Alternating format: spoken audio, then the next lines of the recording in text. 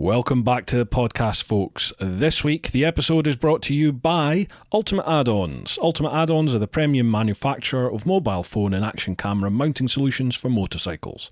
With a kit for any bike and a proven track record of creating products that keep your devices safe, secure, and easily accessible, the Ultimate Add-ons product range is ideal for any rider from the commuter to the round-the-world adventurer. Hiya! Why shell out on an expensive GPS system when you could use your smartphone, keeping it charged and within reach to take photos of your travels at the same time? Ultimate Add-ons waterproof, shockproof and dustproof tough cases are available for all flagship smartphone models and are designed by riders for riders. Find out why Ride Magazine gives Ultimate Add-ons their coveted Best Buy certification. Keep riding this winter with Ultimate Add-ons. It's all about the journey. And if you head to ultimateaddons.com and use the code TeapotOne10, that's the word TeapotOne with the number 10 added on the end, TeapotOne10, you will get a 10% discount. Thank you very much, Ultimate Add-ons. We are also brought to you by TempRocket. TempRocket is a unique, powerful online solution for finding and booking temporary staff. Harnessing the power of online technology, the platform transforms temporary staff recruitment by bringing the three key players, hirers, agencies and contractors, together in one place to deliver a quicker, more efficient solution for all parties 24/7. TempRocket incorporates an innovative online bidding system through which hirers and agencies compare details and costs, then bid for a contractor with the option of making a counterbid, accepting or declining an offer until they find the ideal candidate. Making life easier for contractors and freelancers, creating more business for agencies and simplifying the I'll start that bit again. And simplifying the recruitment process for the hirer. TempRocket's a win-win-win. Please visit www.temprocket.com, TEMPROCKET.com for more information. And lastly, we are also brought to you by Innov. Now, I don't really have a readout for Innov. It's just I use the Innov K2 system. Basically, think about dash cams. Dash cams you get for your car, well, you can now get them for your bikes as well. And I use the Innov K2 system. It's a dual lens system. So you have a camera at the front, you have a camera at the back.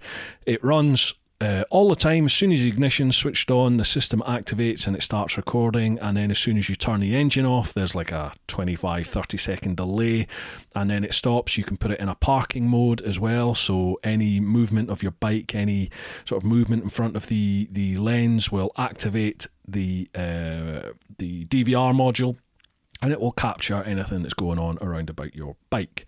It's a great system. It's peace of mind. Yes, if you ride like an idiot, then you need to bear this in mind. You can deactivate the system if you want. Simply just disconnect the power before you head off and ride like a hooligan. But if you are commuting in and out the town, it is definitely worthwhile having. I wish I'd had it on my bike when I was commuting in and out of London. But anyway, never mind. I now have it on there. If you head to innov.co.uk, you can get some more information all about them. That's INNOVV.co.uk. Okay, folks, on to this week's episode. Now, I was supposed to have Steph Jevin on. Unfortunately, circumstances out with her control, she wasn't able to come on the podcast at the last minute.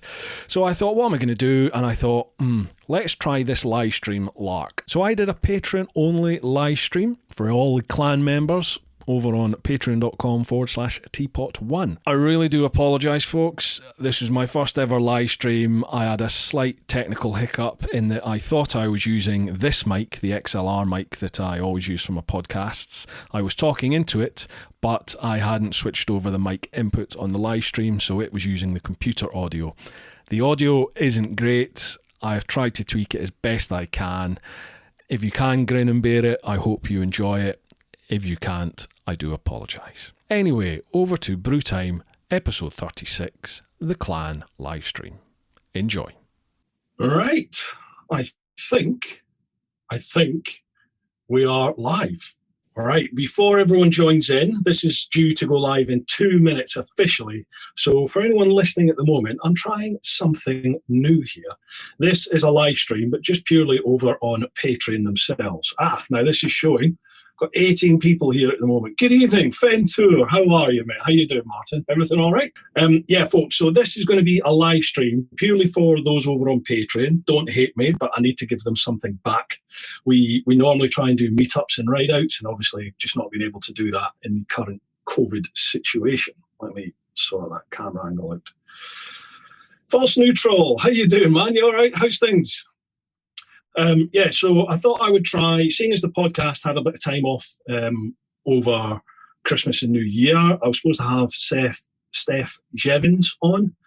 And obviously, she's had to postpone because of some personal issues.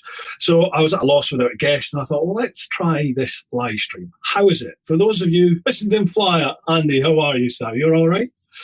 How is it, guys? Is the audio good? Is there much of a lag? How is it? Could somebody let me know? Evening, folks. Tony Hannum, Biker España, Knut. How is everybody doing? Can someone let me know if you can hear me okay? How's the audio? All good. Fantastic. Cheers, Andy. Thank you very much for that. Right. Yeah. So as I was saying, this is just going to be a live stream. If you're listening to the podcast, this will be a little bit different because it's just going to be me talking to myself for however long we go. If you're watching the video, hello. And if you're taking part live, thanks very much for joining us on this Sunday evening. Great. A bit roomy, but all right. What does that mean? Echoey. Fentour, brilliant. Sounds good. But she hasn't got her glasses on. Oh, Mrs. Flyer says, Mrs. Flyer says you're looking good. Hi, Carol. How are you? Terry, right. Evening, buddy. How are you? Yeah, folks. So my format for tonight, really, I've not really got that much of a plan. You'd be surprised to hear. I'm just going to wing it, really. This is a chance for everyone here in the clan, the Patreon community, to have a little chat. You let me know what you're thinking's going on at the moment. More chance of a one-on-one here. Well, we're nothing like Andy with 1,000 people watching a live stream, but it will hopefully be a little bit more intimate and personal. Who else we got here? Johnny Hackinson. How you doing, Johnny? Terry Wright, Blitzer 109, Just Sammy. Slight echo. All right. Might be to do with where my voice, where my mic is. I'll keep it a little bit further away, see how that is. Paul Brown, Natalie Rance, how are you, mate? Just Sammy. Yeah, so let's kick it off. Who wants to chat about what? Let me know. Somebody type something.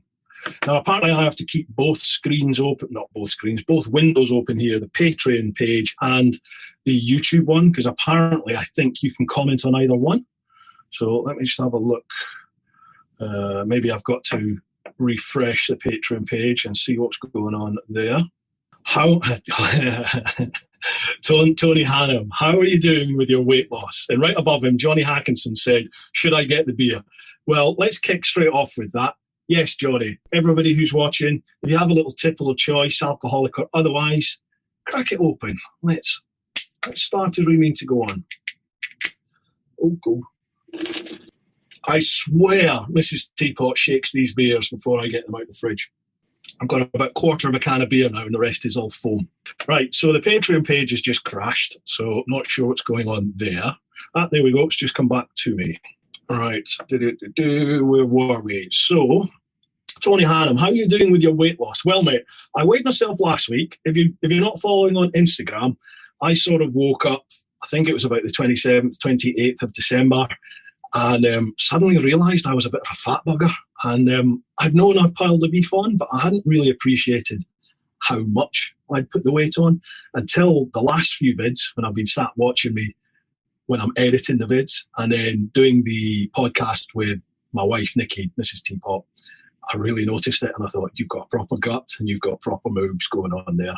So it sort of hit me and I thought, right, enough excuses. I've been making excuses for the last few years. Time to sort it out. So our neighbours happened to be around just before Christmas, before the whole lockdown thing, because he had bought his missus a running machine for Christmas. How to start a divorce. But yeah, he bought the running machine and he was stowing it in our garage. So they came round to collect it. And he said, look, I've got a rowing machine I'm not using anymore. So I'm going to chuck it out. Do you want it? And I was like, right, let's crack on. So that started it really. And I thought, why wait to the 1st of January? Let's just crack on now. So if you follow Instagram, at TeapotOne Insta, on my stories, just the daily stories, every day, Monday to Friday, I'm training. And I've just thought, well, I'll chuck stuff up to show that I'm doing it, to shame myself into doing it. There was a couple of like pictures of me in my pants to begin with, just to sort of shame myself into doing this. And I said, if anyone wants to join in, tag me. A couple of little hashtags. I think it was hashtag Trim Teapot and hashtag Beast Bruce, I think is the two hashtags. But tag me at TeapotOne Insta and in your post. And I will, every day, I will tag you in a post just to try and keep us all motivated. And the response has been amazing. Absolutely amazing. So, yeah, the weight loss, I've been doing it 2 weeks now. I haven't weighed myself for this second week. First week, I only lost 2 pounds, but we'll see how it goes. I feel great. I've got to admit, I feel a lot better. Excuse me. I feel much better than I was. I was feeling terrible, to be perfectly honest, in the build up to all this. So I think it was just my body's way of saying, sort your life out. And the whole pancreatitis thing as well after in September, I think that was another sort of warning shot across the bow. So yes, in answer to your question, Tori, I'm waffling, I do apologise. I think it's going okay. Steve Sherlock, hi Bruce, great to meet you, pal. Cheers, Steve. I knew, pal, I knew.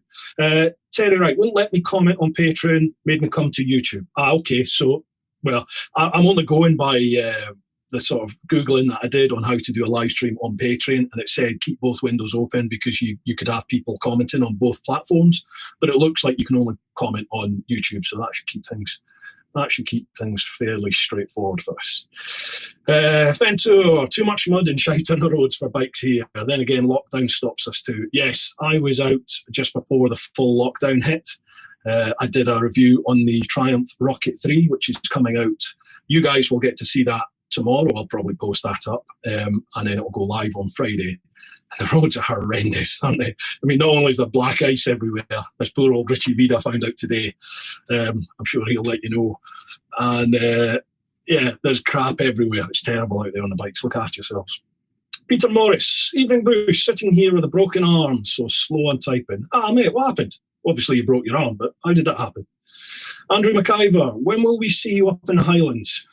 Andrew, I will be home to God's country as soon as I possibly can, pal. The second the restrictions are lifted and allow, I'm hitting the road. I was supposed to be doing, on my old goals on Patreon, I don't know if you saw, but you can set goals so that when you either hit a monetary amount or you hit like X amount of patrons, you can say, when we hit that, we're going to do this. And originally I'd set a goal, a monetary goal, so that when I hit that amount, I'd celebrate it by hitting the road for 10 days and doing a Euro-wide road trip. And you at Patreon, you clansfolk, would basically tell me where to go, what to do, what roads to go on. You know, it'd just be directed by you guys and ladies, obviously. But obviously there's two things. One, COVID arrived and booted that squarely in the knackers. And secondly, that goal was set when I was like working in a traditional job for a living. So Patreon income was purely for the channel. Now it's obviously Patreon's a major part of my monthly income. So I'm still going to do it, but it will depend financially on where and when I do it. But with regards to the Highlands, I'm coming as soon as we can. Steve Sherlock, can you say happy birthday to my stepdaughter Daisy? She's 21. Daisy, happy birthday. What a way to spend your 21st. But appreciate the time of the family, and I'm sure you will make up for it when freedom returns. Tony Hannum, like you, I'm trying to lose weight, so I'm on the water. So, right, so I was thinking, on the water, what, you swimming in this? Yeah, so you're not drinking beer. Yeah, I shouldn't be drinking, but you know, what's the point in being the fittest corpse in the graveyard? So I only drink when I do the podcast normally anyway, so I'll have a little beer. But I admire your willpower, Tony. Gary Whipperman, you bugger. Is that the low-fat beer? Do you know, I think this is my last couple of cans of Brewdog, and I think they have just released a low-calorie beer, haven't they? I think. Is that the one that they were giving away or something? Knut, just tap the beer on the side before you open the can. That's a good point. I normally tap the top, but that didn't work on that one. Never mind. Mark Monday, a Scotsman spilling the beer. Don't worry, Mark. I will be sucking that out of the carpet as soon as I possibly can. John Gore, evening Bruce. How you doing, John? How are things? Oh my, the comments have just disappeared. Where's John? Where's John? Where's John? John, you were my marker. Where have you gone?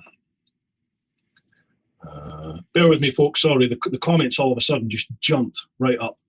Gary Worth, John Gore. Evening, Bruce. There we are.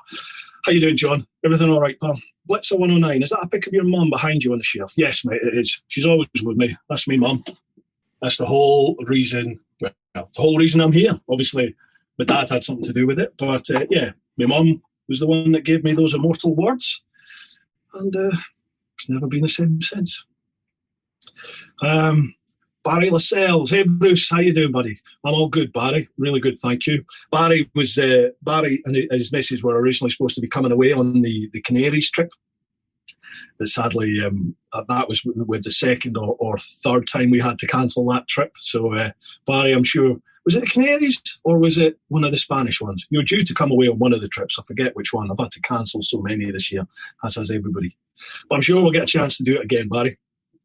Gary Taylor, how you doing, Gary? Evening, Bruce. I'm thinking of changing the big Ducati Enduro in for the KTM GT. What do you think? Now, folks, if you've watched the Pyrenees series, Gary was the guy who was practically getting the panniers down on the big Ducati Multistrada Enduro. Good rider.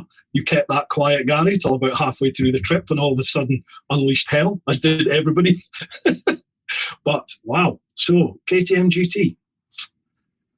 I like the GT, but I was surprised when I rode the GT and the Super Adventure sort of back to back, because I thought I was going to love the GT, and all the KTM folks were saying to me, if you like that Super Adventure, wait till you get on the GT. And the GT is good, it's fast, it really is fast, but it was almost, dare I say, it was almost too clinical for me. I like the sort of rawness of the Super Adventure, to be honest, which is rich because, I ride the GS, which is sort of pales into insignificance, really, when you compare it to the KTMs in terms of, like, raw, brutal power. But I prefer the Super Adventure, mate. I would give the Super Adventure a little try and see what you think. The GT is a cracking bike, and there's going to be some amazing deals on them now, because you know what's coming probably this year is the that new Super Duke R engine, the Gen 3 engine. Well, that's going to feed its way into the Super Adventure and certainly into the GT. So, yeah, be worth trying for sure. Mpiao. Is it Mpiao? Is that how you say it? Hi, Bruce. How you doing, pal? Everything all right? Terry writes, would be interested in biometric changes too. Measure your arms. Oh, we're talking. I was thinking, what are you talking about here? Measuring your arms, your legs, your belly, chest, etc., and note the change. Not always about the weight loss. Yes, mate. I've actually done that. I'm using the MyFitness app. MyFitness app, and I've recorded my body measurements on there, and I've got to tell you, I was disgusted at the size of my waist, because there's different ways you can measure your waist, isn't there? There's the waist round your sort of traditionally where your trousers would sit. Well, certainly where my trousers sit, which is probably because of my gut. It sits sort of across my hips, just above my hips, below my belly button. But the way they tell you to measure your waist is basically around the widest part, so around your belly button and sort of back fat that you have, or lower hip fat. I measured that and I was disgusted at the result. I'm not telling you what it was. In fact, fuck it, yes I will. It was my chest, I was happy with, 51-inch chest tight. I'm happy with. I've always had a big sort of barrel chest. But my waist was 48 inches. 48. Now I wear a 38-40 trouser. So that sort of really highlighted to me what's going on. All that weight is just piling around the middle. And I tell you when I noticed it, see if you watch the vids, the bike review vids, and you watch the cockpit cam, what's this channel become? We're talking about weight loss and how much weight I put on. Never mind. When you look at the cockpit cam, looking back, I know I've got, in that new Rucker suit, I've got the front chest sort of plate in there anyway, which does add a few pounds. But I just kept looking at it and thinking, look at the size of your gut, boy. So, yeah, there's no hiding from it. I've taken measurements and I will compare them once I've sort of got further down the line. I don't see any point in doing it at least for a month, if not probably 2 to 3 months before I'll take measurements again, body measurements. We'll see. False neutral. What does everyone ride? You got the Tiger 800 XRX. What about everybody else? What's everyone else riding these days? Surely you can't all be on the best bike in the world. Just like the touch paper there. Excuse me. From Knuts, if you feel better, then that's awesome. Glad to hear. Yes, mate, I really do. You hear it from all these fitness folk, don't you, all the time, that exercise sort of, it's about the mental impact it has as well, and about makes you feel better. And I used to think, just bugger off, because in my youth, sort of in my teens and into my early 20s, I was quite active, played rugby to a good level, used to do a lot of weights, not athletic by any stretch, but I was always doing something. And I hated training. I've always hated running. Running is total bollocks. I've always hated it. But I was never one of those people that would turn around and go, that's made me feel amazing. It's something that had to be done. I can genuinely say that now I'm enjoying just this half-hour burst every morning, and I do feel a lot better for it. Let's see how that goes. Hartley Rides, same here. I can't post on Patreon. Yeah, it seems to be the way, mate. It looks like Patreon can't be sort of integrated, it looks like, into the live. So we'll just stick to if you're watching this over on Patreon, can I get you to come across onto YouTube, and then you'll be able to leave some comments there and interact. The Mad Leprechaun, Murt. Evening, Bruce. How you doing, Murt? How are things, pal? I hope you and the lovely Mrs. Leprechaun are doing very well. John Gore, still riding into the smoke for work. Good on you, John. Got a night duty tonight, pal. You stay safe. Todd, GSA rider. Hello from Oklahoma. How you doing, Todd? What's it like over there at the moment, man? I mean, I take it Oklahoma must get cold. Must get very cold in the winter, surely. What's it like over there? Ian P. Hi, Bruce. How you doing, Ian? How are things, man? Going back to the job, who had the higher scores on the gun range? You or Mrs. TP? Do you know what? I don't know if the wife and I ever actually went and did a sort of classification shoot together at the same time. She'll always tell you that she's a better shot. I don't think that's necessarily true, but she's definitely trained in bigger weaponry than me. Nikki has a bigger gun than I had. That is true, and she will never let me forget that. Barry Lascelles, get yourself up here soon, Bruce. I'll buy you a tea coffee from the Biker Cove in Queensferry. Oh, nice, man. That's the one that looks over at the bridge, isn't it? Is that the one that looks onto the river, the estuary where the bridge is? Must be, if it's Queensferry, you must be able to see the bridge. Yeah, definitely, you're on, pal. I will be up, I promise you. As soon as I possibly can, I'll be up there. Ventura, been for a walk with the dog today in the forest. The old Bill were there stopping bikers who were riding the trails. Not a COVID-approved exercise, I guess. See, that pisses me off. That does piss me off. I mean, I don't want to get political on this, but, I'll address this. That annoys me. Why are the police wasting their time policing trails? You're not doing any harm. You're not a COVID risk, surely, if you're out on the trails. I don't understand it. Yes, you could have an accident. Yes, that's an added impact on the NHS. I totally get that. But when you're at home doing all your DIY, which everybody's been doing anyway, obviously you're an added risk of an accident happening, surely. So that being out on your bike is going to do wonders for your physical fitness. It's going to do wonders for your mental health. What is the problem? I don't understand what the problem is there. Anyway, Phillips, when are you going to stop pissing around on rowing machines and triumphs and get on with editing the Canaries trip? Seriously, how good does the dronage look? Mike came away with me to the Canaries there. We were so lucky, weren't we, Mike, to get away on that trip. Basically, the Canaries opened up in the travel corridor, and all of a sudden you didn't need to isolate or quarantine when you came back. All you had to do was fill in a couple of forms, activate a Spanish app on your phone, just like our NHS track and trace thing. It's a Spanish version, which is a million times easier and better, to be perfectly honest. The paperwork was so easy and smooth to fill in to get out there. And you had to go and have a COVID test done at Boots. So you had to have COVID tests within 72 hours of your arrival in the hotel in the Canaries. Bish bash bosh, 7 of us went over, no problems at all. And about day 3, wasn't it, Mike? They announced that unless you got home by, I think, 4 a.m. Saturday morning, then you then had to go into 10-day isolation when you returned from the Canaries. So all of us then faced sort of isolating for Christmas, where you could do the 5-day test and release type thing as well. So yeah, we all went. We had an amazing time. It was, man, it's hard to justify. It's hard to do the riding over in the Canaries justice by talking about it. You're going to have to see the video, and even then, it's going to pale into insignificance as to compare what it's like to actually be there. But yeah, Mike, the footage looks amazing. The drone footage looks amazing, and I will be cracking on editing that as soon as I can. Hopefully by the end of this month, I'll either have one episode out or I will be starting the edit. I've got a few sponsor commitments at the moment. I need to do at least one vid on the Innov K2 system. Hence, I've done a few posts today on Patreon and on social media, just asking what people want to know and what their feedback is on it, so that I can address that in the review. What else do I need to do? Andy, TMF, this is when I need your sort of logistical brain, because I'm sure you will have lists and spreadsheets of everything that you need to cover. I need to start doing that. I've got a few vids, basically, folks, that I need to get out the way before I can commit the time into starting the Canaries edit, but it is coming.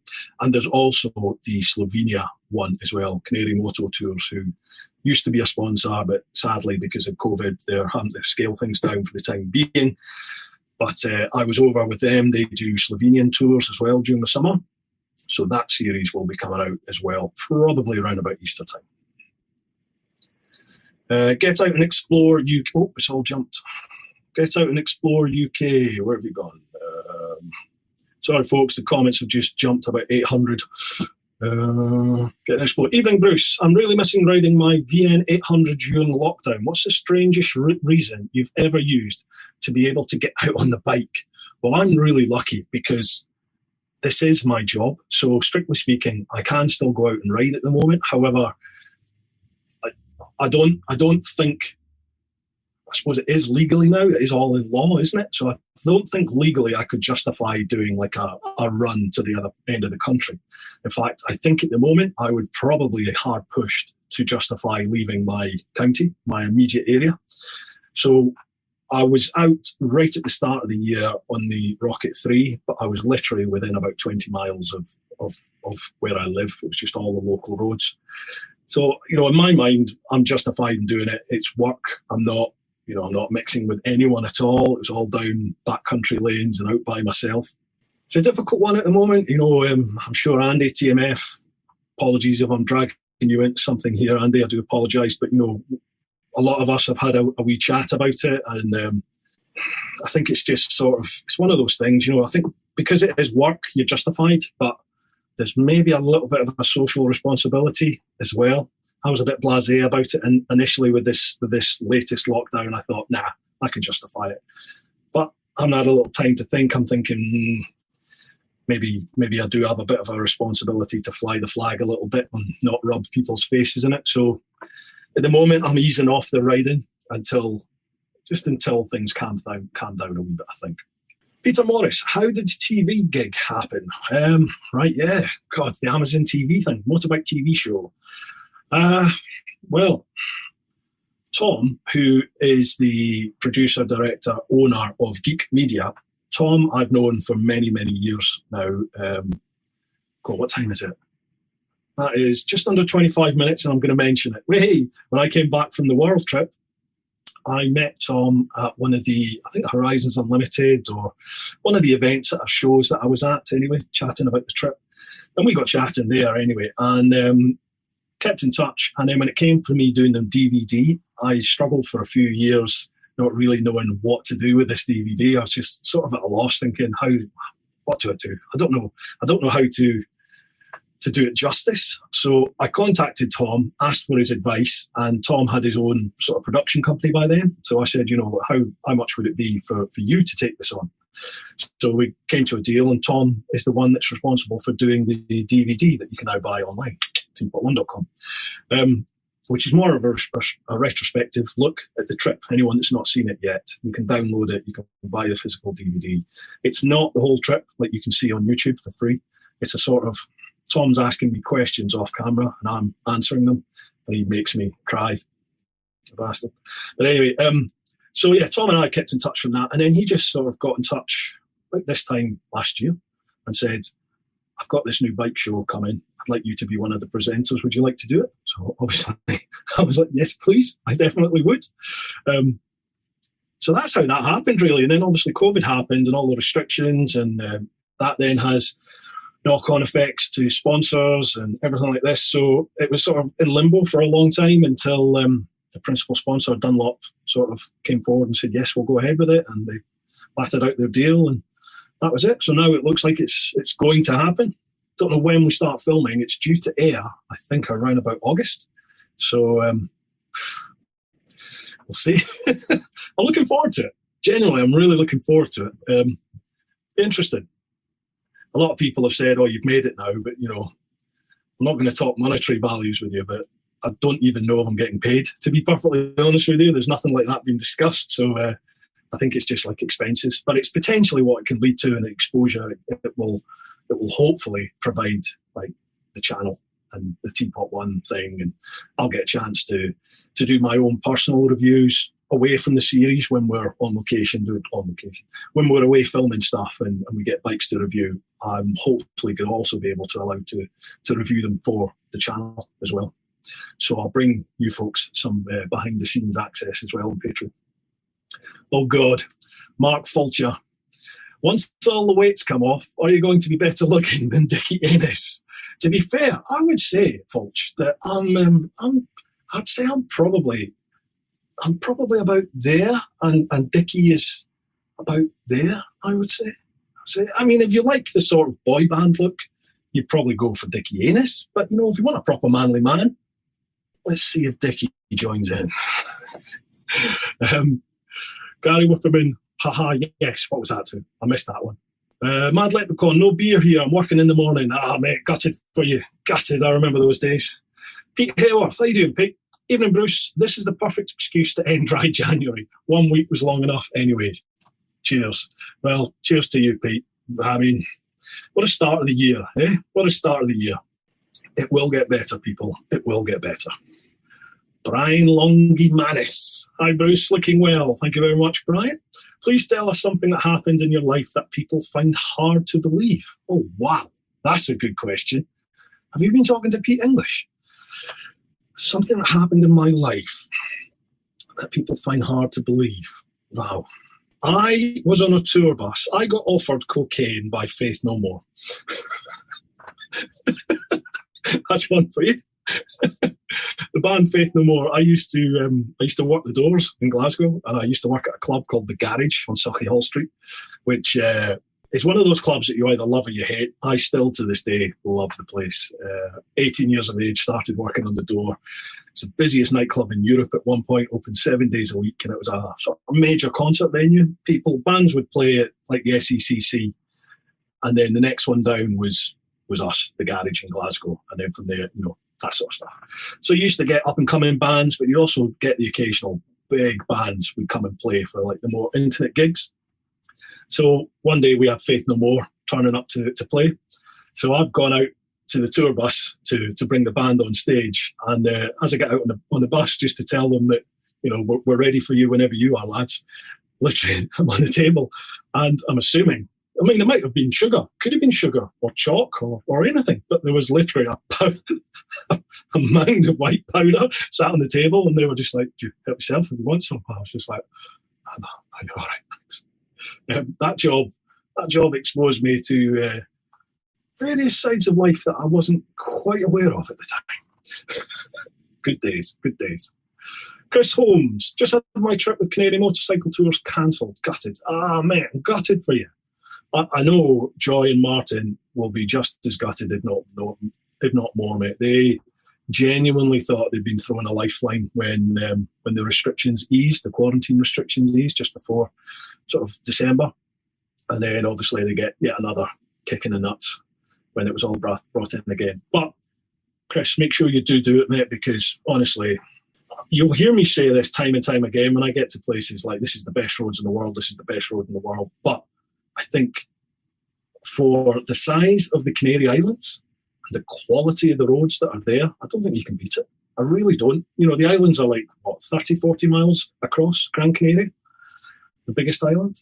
And I think there's something like 3,000 kilometres of road just on that one island. And they range from beautiful, fast, open, coastal, sweeping roads to really tight single tracked mountain tracks, but they're all great fun, really technical, a lot of fun. So Chris, make sure you do go there, and anyone else that's thinking of doing it, try it out, honestly. At least once in your life, give it a try. Barry Lascelles, it was Canaries, definitely get away on the next one. Yes, mate, yeah. Gutted for you guys when you had to when we all had to cancel that one. Make sure you come out again. Alex Warren, hi Bruce, why do you always stand at the microphone, never sit down?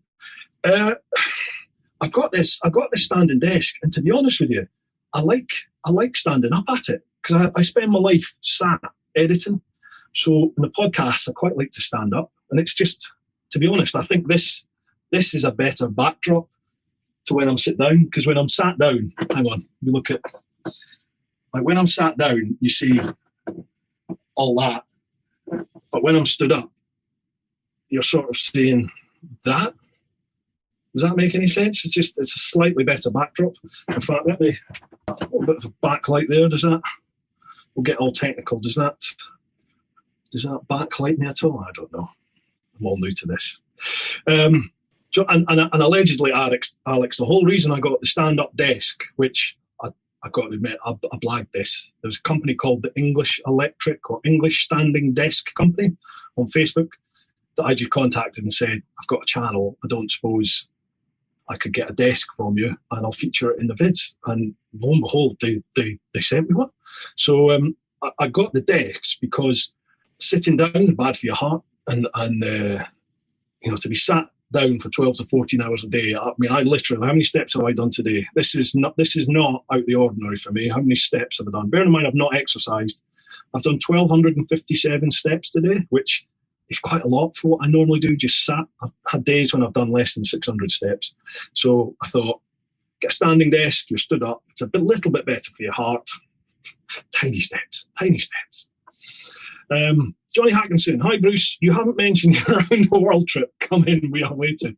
I'm a wee bit behind with the comments, Johnny. Obviously I have already now. Mad Leprechaun, did you measure your beard? I think I'm at wizard length now. Is that wizard length? Not sure. Steve Sherlock, if you have two permanent bikes in the garage, what would be bike number 2? As I think I know what number 1 would be. Well, At the moment, my dream bike, no, not dream, the bike I would have for having fun and games, why is that? Can you still see me? The old cameras, there we go.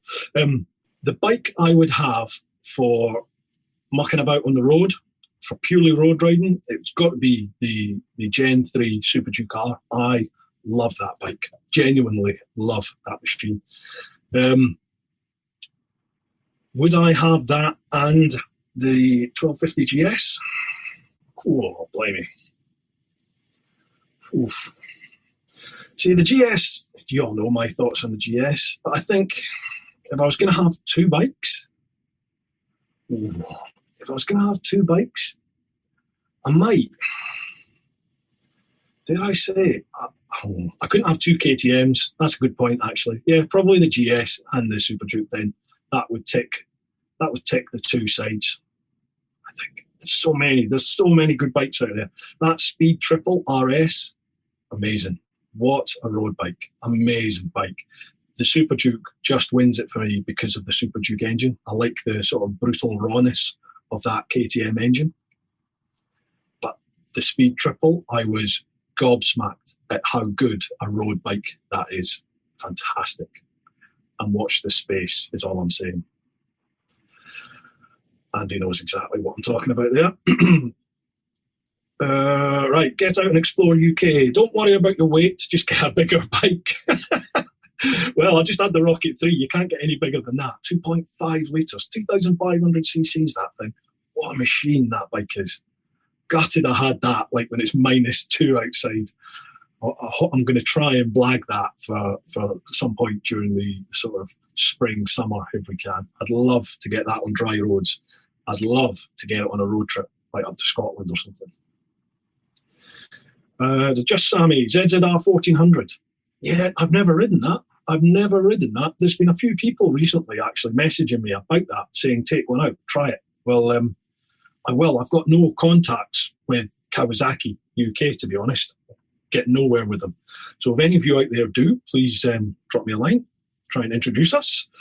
My local dealership, I haven't approached actually, but maybe I will about taking out the ZZR. We'll see. Todd GSA rider, 2021 triple black GSA. Oh, that's what you ride. Oh, cool. Why did you go for the GSA, Todd, as opposed to the GS? I'm always interested in what people's thoughts are on that. Hartley rides. Is the weight loss thing so you can launch a base slayer? Do you know that actually did have an impact, because Roger, who does the merch, he periodically will send through some sample items to see what I think of them. And one of them was the sort of base layer. You know, Richie Vida has it, and I think TMF's got one. I think we've all got pretty much the same sort of merch, to be honest, with our logos on it. But he sent mine through, and I put it on, and I just thought, you look like a sausage that's had an apoplectic shock, whatever you call it. I just thought that's disgusting. So that rang bells, alarm bells, but it wasn't the motivation at all. But it helped. John Gore, BMW K1600 GTLE. That is a nice bike. That K1600. Wow, what a bike. Have you watched the 44 Teeth vid, the bagger vid, when Fagan and Mossy go up they do John O'Groats to Land's End in like 3 days, I think it is, on the K1600 and a Goldwyn. Wow, what a vid. It's a great vid, I love them. But 3 days, come on, boys, do that in one, come on. Yeah, great bike that, John, very good bike. Goldwing, I've not ridden yet. I'm dying to have a shot of that, dying. I know everyone that's tried it so far, I think Richie Vida absolutely loved it. I know Andy TMF loved it. Chops, I'm not sure if Chops has ridden it yet, to be honest. I think he has. Anyway, Get Out and Explore UK Kawasaki VN 800 Classic. Nice, never ridden that either. Mark Fulcher, 2019 Suzuki J6R1000R. Is yours the RR, is it? Mark, I didn't know. I thought it was the standard Gixxer. Nice bike that. Enjoyed it. Barry Lascelles VFR 800 2002 V4. Fun, beautiful. Never ridden the VFR. Obviously, Richie Vida's got his and loves it. I've never ridden one. Ventura GSX 1400, R1200 GS, Harley Fat Bob 114, and soon the Energy Cat Rebel. Yeah, Martin, I saw your vid on the review on the Rebel.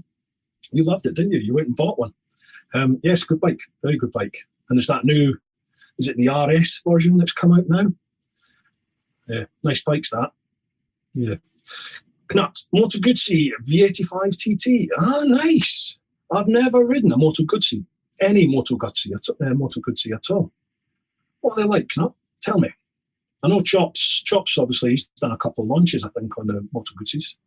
Blitzer 109, 2008, GSX 650F here. Good solid bike that. Good solid one. Tony Hannum, Honda CBR 650F. Good man.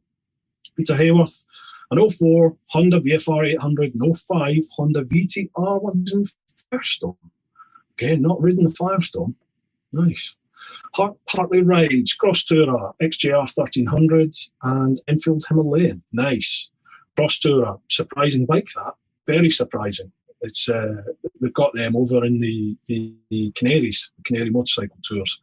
And I was a little bit of a bike snob, I must admit, when I first saw it and thought, this is going to be a little bit tame.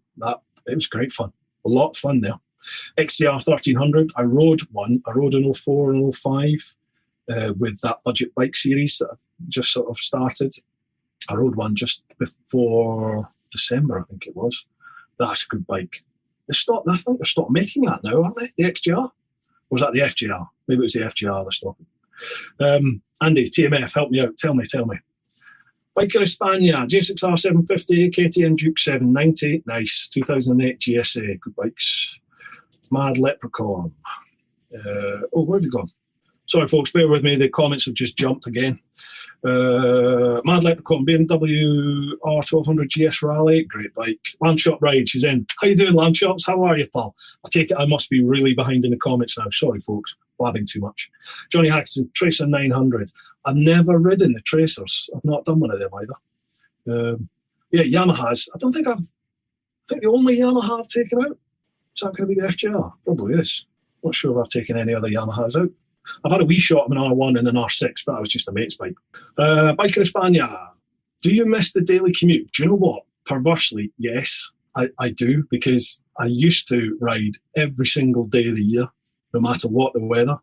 And now it's a fairly rare occurrence that I get out on the bike at the moment. So, well, I mean, everyone's in the same boat, I admit, but I've gone from riding every day, even just commuting, to, if I get out once a week at the moment, it's an event. And I do miss the sort of challenge of that commuting in London, because it can be fairly entertaining at times. Roger White, knock knock, coming in. Good evening all. How you doing, Roger? Roger's the chap that handles all the merch. How you doing, Rog? Great work on your running, by the way. Well done on your 10K.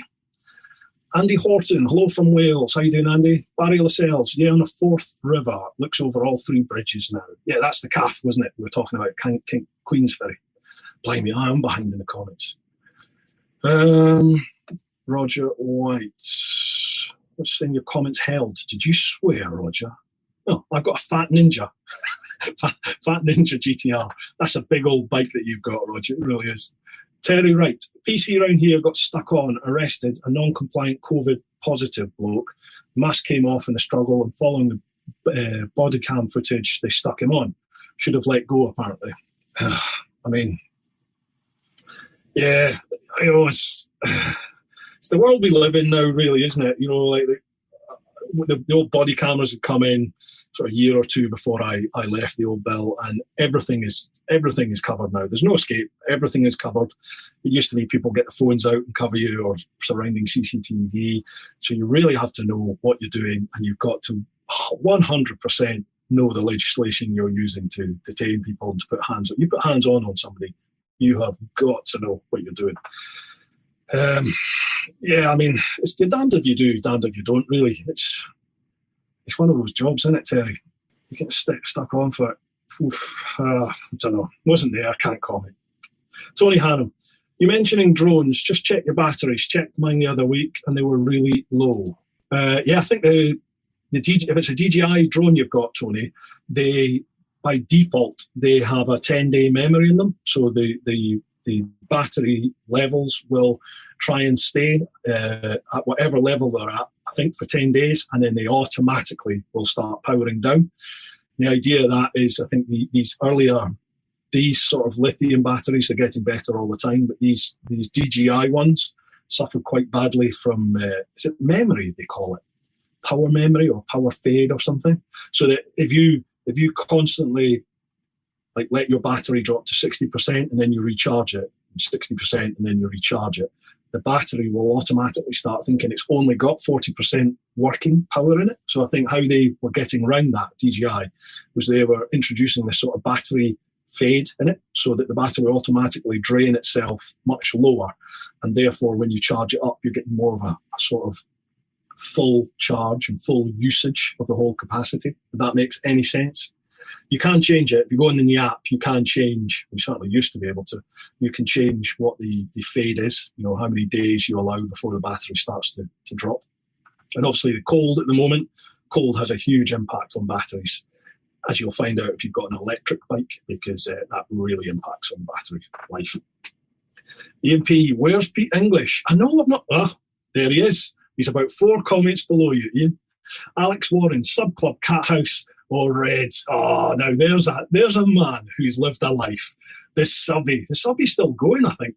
I think the garage bought, the owners of the garage and the cat house bought the subby, I think. My son's 23 now, and he now goes clubbing in the subby. Cat house is an institution. It's a proper proper rock club that was. And Reds is where all the beautiful people used to go when I was there. I don't know what it's like now. Yeah, Silky Hall Street, Glasgow. What a place, man. Fond memories. Gingerbread Adventures. Hey, man, when you get in your first Harley, would I buy a Harley? I think, do you know that so far I've taken out, is it the Electra Glide I took out?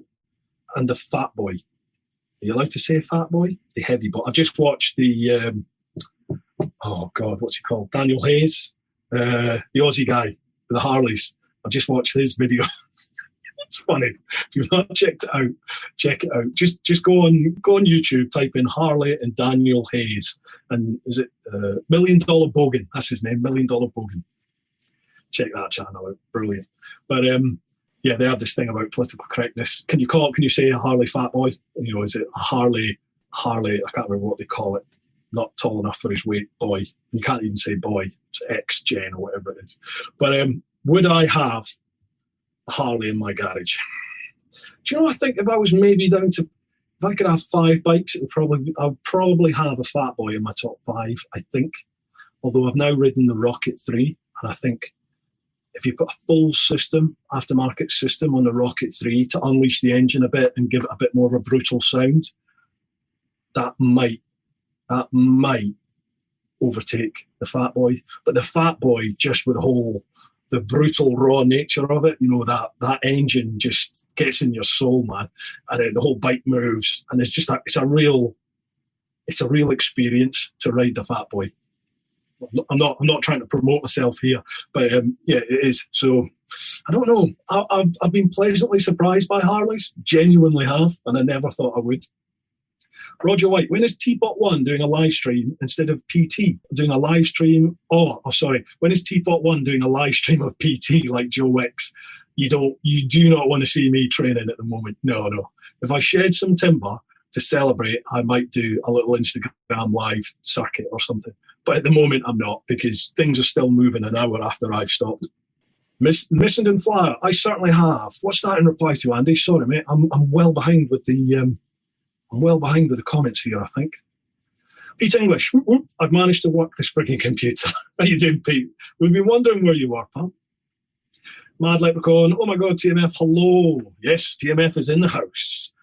I think we just need Richie now. We've got the sort of Westlife back together, I think.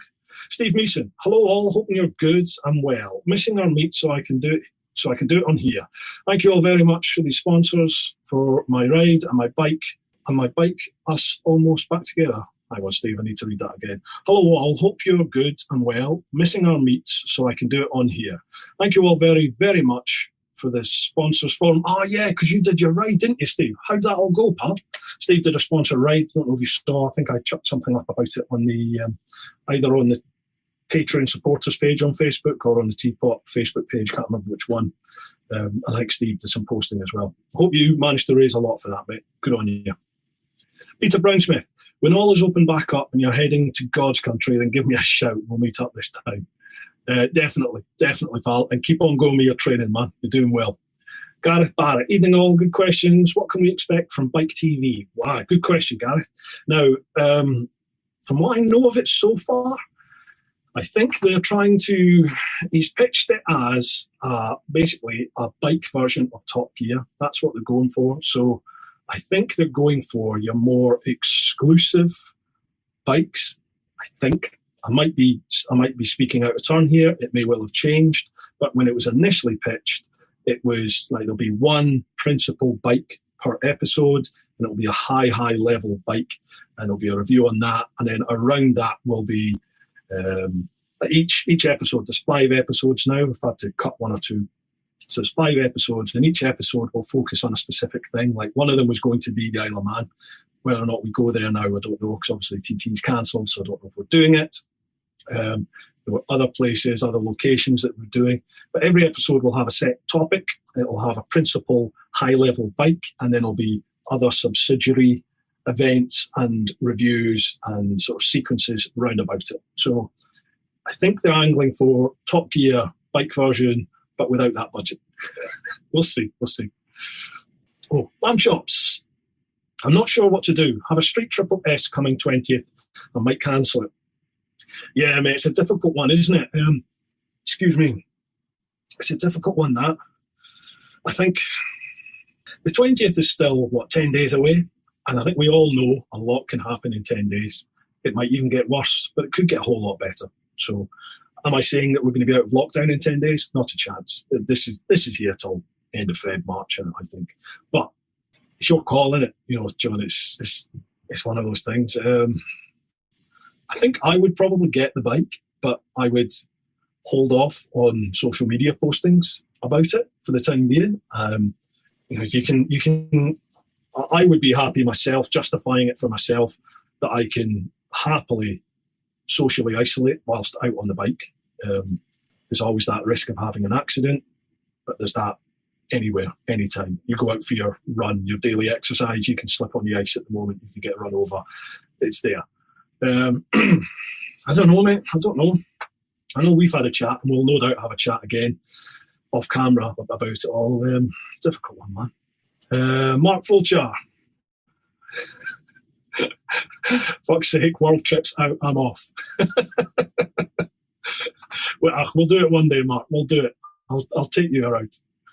Oh, do you mean that I'm now talking about the trip? Is that what it is? I've mentioned the trip, so you're off. Thanks, pal. Cheers. Chris Murphy, ride it, Chops. Well, there you go, Chops. People have spoken. The Mad Leprechaun, evening lamb shop rides. Who's the guy with the... Mark, you love giving me grief, pal. Gareth Barrett, definitely don't cancel, Chops. You'll be in the next batch over 60 plus show for vaccine. Genius. That's a genius. Messy lamb chops, messy beard, isn't it? Needs a good trim. What this is taking years, this has to mature into this fine specimen you see before you. Pete Brownsmith, on your point on the belly getting bigger on the camera, blame GoPro, it's the rounded lenses. Do you know what it is? It's that max lens mod I've got. That must be what it is, because obviously I'm an Adonis normally. Lamb chops, he's just laughing at me again. Cheers, lamb chops. Mad Leprechaun, shall we just talk amongst ourselves? Am I baffling? Sorry. Gareth Barrett, defo keep the bike, lamb chops. I picked up my new bike on the 19th of December. I normally do the run in miles within a week, going to be months now. Yeah, it's a pain in the bum, isn't it? Pain in the bum. Get out and explore the UK. Can't wait for the TV programme. It's going to be great. Well, hopefully it will do, pal. Thank you. I'm really looking forward to cracking on with it and seeing what it's like. I'm looking forward to sort of working with a proper, legitimate production crew, you know what I mean? Like people actually know what they're doing rather than me that just wings it. So it'll be interesting to see how they light it, how they do the sound. I'm really looking forward to that, and hopefully I can benefit a little bit from it with their experience. The Explorers, where's the butt plug? I don't have one here, sadly. And I'm sure Andy's probably holding his up as we speak. Peter Brownsmith, out of the three presenters, are you the Hammond, Clarkson or May of the group? I think I'm probably either a Clarkson or May, I think. Graham is a scream, but he's quite reserved on camera. Christy, the lassie that's doing it with us, is mad as a box of frogs. I cannot wait to meet her in person. We've met doing streams like this, Zooms and stuff, but I can't wait to meet her in person because she seems an absolute scream, a lot of fun. So I think it's going to be eventful. I definitely think it'll be eventful, and we will no doubt be having a few laughs on there. Mick's here, onward and upward, eh? Love my hoodie I bought off your shop. Excellent, Mick. Cheers. I'm glad you liked it, pal. Thank you very much for your support. The Explorers, after watching the tours, I'd say, May, Captain Slow. Thanks very much. Come on tour with us then. We'll switch the cameras off. See how we'll have some fun. Mark Fulcher, boy bands all the way. Faith No More were class. Yes, man, they were awesome. Awesome gig that was. Mick's here. I've booked my ferry, Plymouth to Santander ferry crossing in June. Was it a waste of money? Travelling hope. Oh, June, man. I would hope by June that we can travel, but you just don't know. Is that I've not made any plans for this year so far. Bar one, which I totally forgot about I forgot I'm going to Norway in September. Some mates reminded me the other day, actually, that I've already paid for it, and I totally forgot. Like last year or the year before, we sort of arranged it and paid for the ferries. So September time, I'm off to Norway. But that's the only thing, hopefully, that's the only thing I've got planned for this year. Mad Leprechaun, I guess I may as well say it. When, Bruce, when are you going to give in the dark side of three wheels? Right. Now, the Mad Leprechaun, Murt is a sidecar fan. He has a sidecar, and for probably, like the last 4 years, Murt, he's been messaging me saying to come and do a review of his sidecar, and I've successfully managed to body swerve it so far. But I know it's going to happen, Murt, and I think that might be a good way to celebrate the end of lockdown, maybe. So let's have a chat and make it happen. I've said it now. Landshot Rides, bloody hell, never noticed just standing. Don't know what you're saying there. Peter Brownsmith, I so think it's funny that I must have passed you on the doors of the garage in Glasgow at some point after spending so much time around the Beresford halls. I used to live in the halls. I used to live there. I used to live in what was the halls of residence called on Sauchiehall Street? Baird Hall. I used to live in Baird Hall, and the Beresford, the pub right underneath it. This is a student hall. It's called the Beresford, beautiful old Art Deco hotel in Glasgow. And right underneath it was a pub called the Beresford Arms. So obviously that was like our social club. I was in there every single night, man. So if you were there, Peter, around about 93 to 94, that's when I was in my first year. And then I worked in the garage till 2000. So you would have passed me at some point, definitely. False neutral, get yourself a bar stool. Blitzer, 13,197 steps today. Good effort. Good on you. Barry Lascelles, bit of a deep question for you. Good. Let's crack on with them. If it wasn't for your round the world trip and now you're rising stardom on YouTube and other social media platforms, do you think you would still be in the police? Probably, to be honest. Yeah, I think I probably would. The job, the old bill has changed so much since I joined it I started 2002, and it has changed almost beyond recognition, really. I would say certainly within the last 10 years, it's really changed. And I kind of started feeling like I didn't fit there anymore. And I don't know if that was because of the trip or, the trip changing me as a person, opening my eyes a little bit maybe, or was it just that I was getting older and really didn't have the patience to put up with people's bullshit anymore? I don't know. The old bill is I'm sure there's lots of jobs, most jobs out there, which you could just settle in, and whether you like it or you don't like, you could just turn up, grind through it and get on with it. But it's also a job where outside circumstances can sometimes and often do put you in positions where you are on offer, massively on offer. As somebody mentioned earlier, the copper that put hands on with somebody who is out walking doing COVID, that copper's probably been told that you need to enforce this legislation. So he's gone out there to enforce the legislation. You're not supposed to bring your own thoughts about things into play in the old bill. You're supposed to act down the line. You're supposed to be entirely impartial. That's very hard to do, but obviously you have to be a professional about it. The person that's being stopped, if a copper stopped me, I wouldn't be particularly happy, and I would probably get a little bit leery with them if they were maybe getting a bit smart with me. Maybe the copper put their hands on that person thinking they're justified to do it, and then before you know it, you're on a roll around on the ground. And ultimately, not only can you lose your job, but you can also go to jail for that, for effectively going out and doing what you think is your job. Retrospectively, we can look back and go, well, maybe you shouldn't have done that in the first place. You shouldn't have put hands on, blah, blah, blah, blah, blah.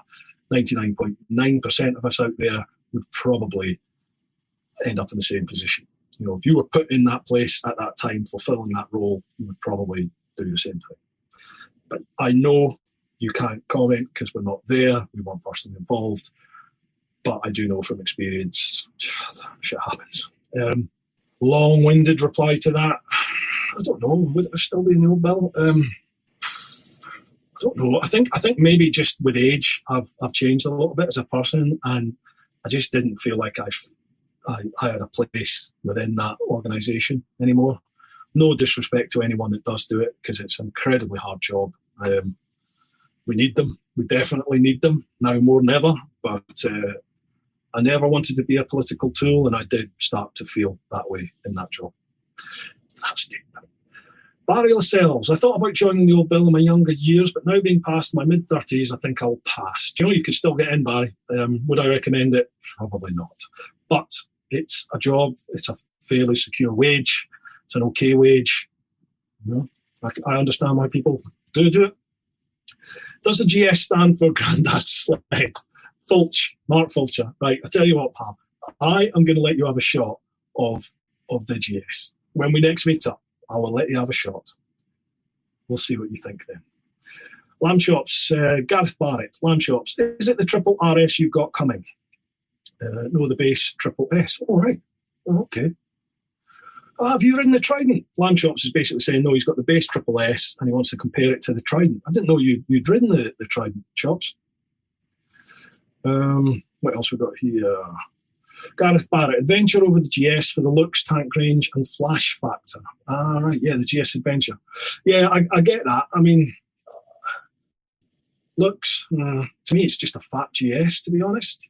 Tank range, yeah, you get 300 odd miles, but personally speaking, for me, I don't ever see a need for me to be sat on a bike for 300 miles. You know, after 100, 150 miles, I'm going to want to stop to get off anyway, either for a pee, more than likely, or to stretch my legs. So, but it's, potato, isn't it? Mission didn't fly. I love a Goldwing, me. Too much of a man's bike for Chopsy. Yeah, you were very taken with the old Goldwing, weren't you, Andy? That did look good. Steve Sherlock, sort of agree with your Super Duke R answer. However, I have the 2020 S Super Duke GT, but would love the KTM 890R after riding the other week. I've not ridden that. I've not ridden any of the smaller. Well, that's lies. I have ridden the 390 Super Duke. I rode one of them when they were first launched in 2015, I think it was. But I haven't ridden anything between that and the 1290s. Gareth Barrett, just UTP and Lamb Chops missed the Goldwing. Right. Yeah, I think it was. I was supposed to have the Goldwing coming, but then obviously all this happened, so that was that. So that's it. Roger White, that was last year, and you don't all have the same, you have the better stuff. All right. Roger does the merch. So he's just saying we don't all saying that we don't all have the same merch with just our logos on it. I've got the better stuff. Excellent. I like that, Rog. Nice. That's to you, TMF. Mad Leprechaun, what is it with Kawasaki? Do they not like you boys? I don't know. I don't know. Them and Yamaha both don't seem to be embraced. Certainly not like the Crusties, like ourselves, myself, Chops.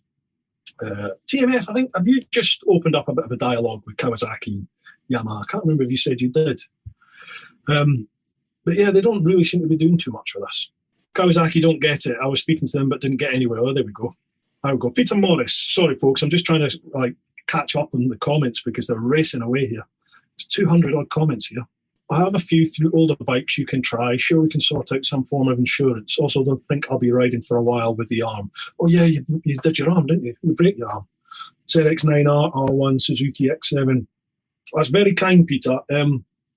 I kind of have this unwritten rule that I won't ride other people's bikes. I just couldn't forgive myself if anything happened, and it's just, it's really kind of you to offer me your pride and joy, but I couldn't do it. I can't ride other folks' bikes. But thank you anyway. Andrew McIver, Triumph Tiger 800 XRX 2016 and Triumph Street Triple 675 2012. Nice. 800 Tiger 800 is a cracking bike, and the Street Triple, I've only ever ridden a Street Triple as a courtesy bike when my Explorer was in for one of its many workshop visits. Impressive bikes, both. Triumph, you can't go wrong. Triumph do really good bikes. It's just, unfortunately, the only Triumph I've ever owned was the Explorer, and it was a total nightmare. But I mean, you get that. You get Friday afternoon bikes, don't you? And that was one, I think. Brian Longimanis, F800 GS 2008. I've had it in 23 countries. Hopefully Morocco in September. Good man. Brian took that one to the Pyrenees with Gary that was on earlier. Yeah, good little bike that. Very good. Missing and Flyer, yes, FGR is stopping due to Euro 5. Yeah, that was in the latest MTN, wasn't it? I think there's something like 20 or 30 bikes that are being stopped now for this year. But I believe there's a whole host of new ones coming as well. Get out and explore the UK. Patreon's bike reviews. You could visit the Patreons and ride and review our bikes. It's a great idea, but like I said, I sort of make this rule. I don't ride other folks' bikes. Just what if something happened? I dropped it, had an accident, or just I ride your bike and a week later something goes wrong, and then you just open yourself up to a can of worms, and I can't do it. But thank you. Mavis, Lamb Chops. Mavis hates the Goldwing. I like that. If you've not watched any of Lamb Chop's latest vids, have a watch of them. He has a new character, a new person involved called Mavis. Well worth checking out. It's funny. I like what you've done there. Nice one, John. The Explorers. Andrew McIver. I'm looking at a 2011 Speed 66675 and I passed my test when they stopped cancelling it. Yeah, that must be a nightmare, man. I know a lot of people who are in that boat at the moment. They've had the bike test cancelled, like some of them 4 or 5 times now. I know if you watch Tins on Tour, the Tins on Tour, she's had her, is it Faye? Faye's had her test cancelled, I think 5 times now. So, yeah, I feel for you folks, I really do. But it will come. It will come. You will get it eventually. Peter Brownsmith, now I've moved to the dark side. I'm loving the KTM Super Adventure 1290. I missed the fuel tank of the 1250 GSA, but apart from that, loving the KTM. The engine is just awesome. Really puts a smile on my face. Yeah, absolutely. That KTM engine is, I think it's one of the best riding engines out there, that 1290. And the Gen 3, the Super Duke R Gen 3 1290 engine, it's just beautiful, man. It is so smooth, and there's so much brutal power there. It's just beautiful. The fueling, they've nailed it.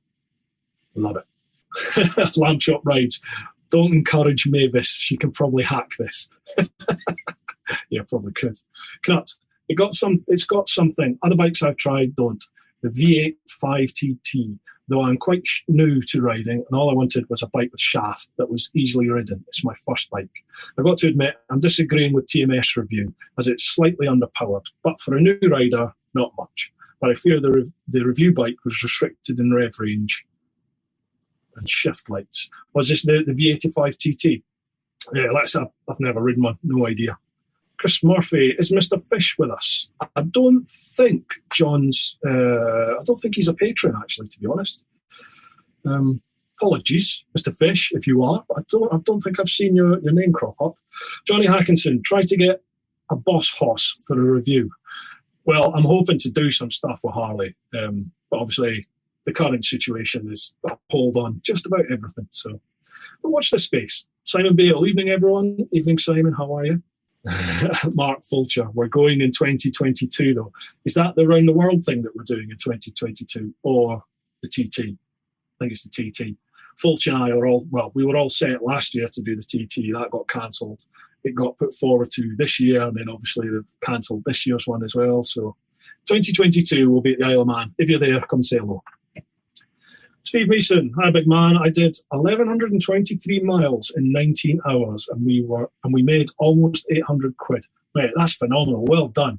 Well done. That's a huge mileage to be doing. Good lad. Excellent. 800 quid for your charity as well, big man. Hartley Rides. TV show could do the Isle of Man as a bike destination outside of TT. It's ace for a long weekend. I actually said that. I actually said, well, we don't need to go just for the TT. Why don't we do something outside of the TT? So watch this space. That might happen. John Chew, weird question. I've one about as long as yours. Right. The conundrum is beard under or over the chin strap, and then when you stop, are you a comb and wax kind of guy, or just sod it? Honestly, John, comb and wax? No. I'm very much was going to say I'm a suck it and see kind of guy, but that will probably go down the wrong way, certainly with TMF watching. Yeah, I think I do chin strap however it does up. I think I generally have to flip the beard out the way to do the chin strap up. And during the summer, yes, but during the winter when I've got the old buff on, then my beard's tucked away in the buff, so it goes over, and you end up with that line around your beard. Oh well. And then when I get off the bike, just however it goes, really, to be perfectly honest. I think when you look like this, a daft looking beard is the least of your worries. Gary Taylor, you still got your no haircut deal on with Fish? I do, yes. Can you see? You see that? Look at that. Look at it. Hey. It's almost, my missus wet herself the other day. I said to her, I had to comb my hair. She just about fell on the floor. I had to comb my hair for the first time in about, wow. Gee whiz. You're probably looking at, God, 20 years? Because I've bicked my head since I was about 18. Maybe about 2021, I started shaving it totally bald. And actually, no, that's lies. I shaved it totally bald when I joined the old Bill. That's right, so it would be 2002. So that's 18 years. 18 years since I've actually had any hair. And I was brushing my teeth in the bathroom, and I noticed that the hair here was falling over my ears, and it was tickling my ears. So I got the comb out and combed my hair. Amazing. But yeah, I still have the deal with Mr. Fish. He is absolutely hammering me at the moment because his head looks like this microphone foam thing, popper. And I've got that feeble excuse.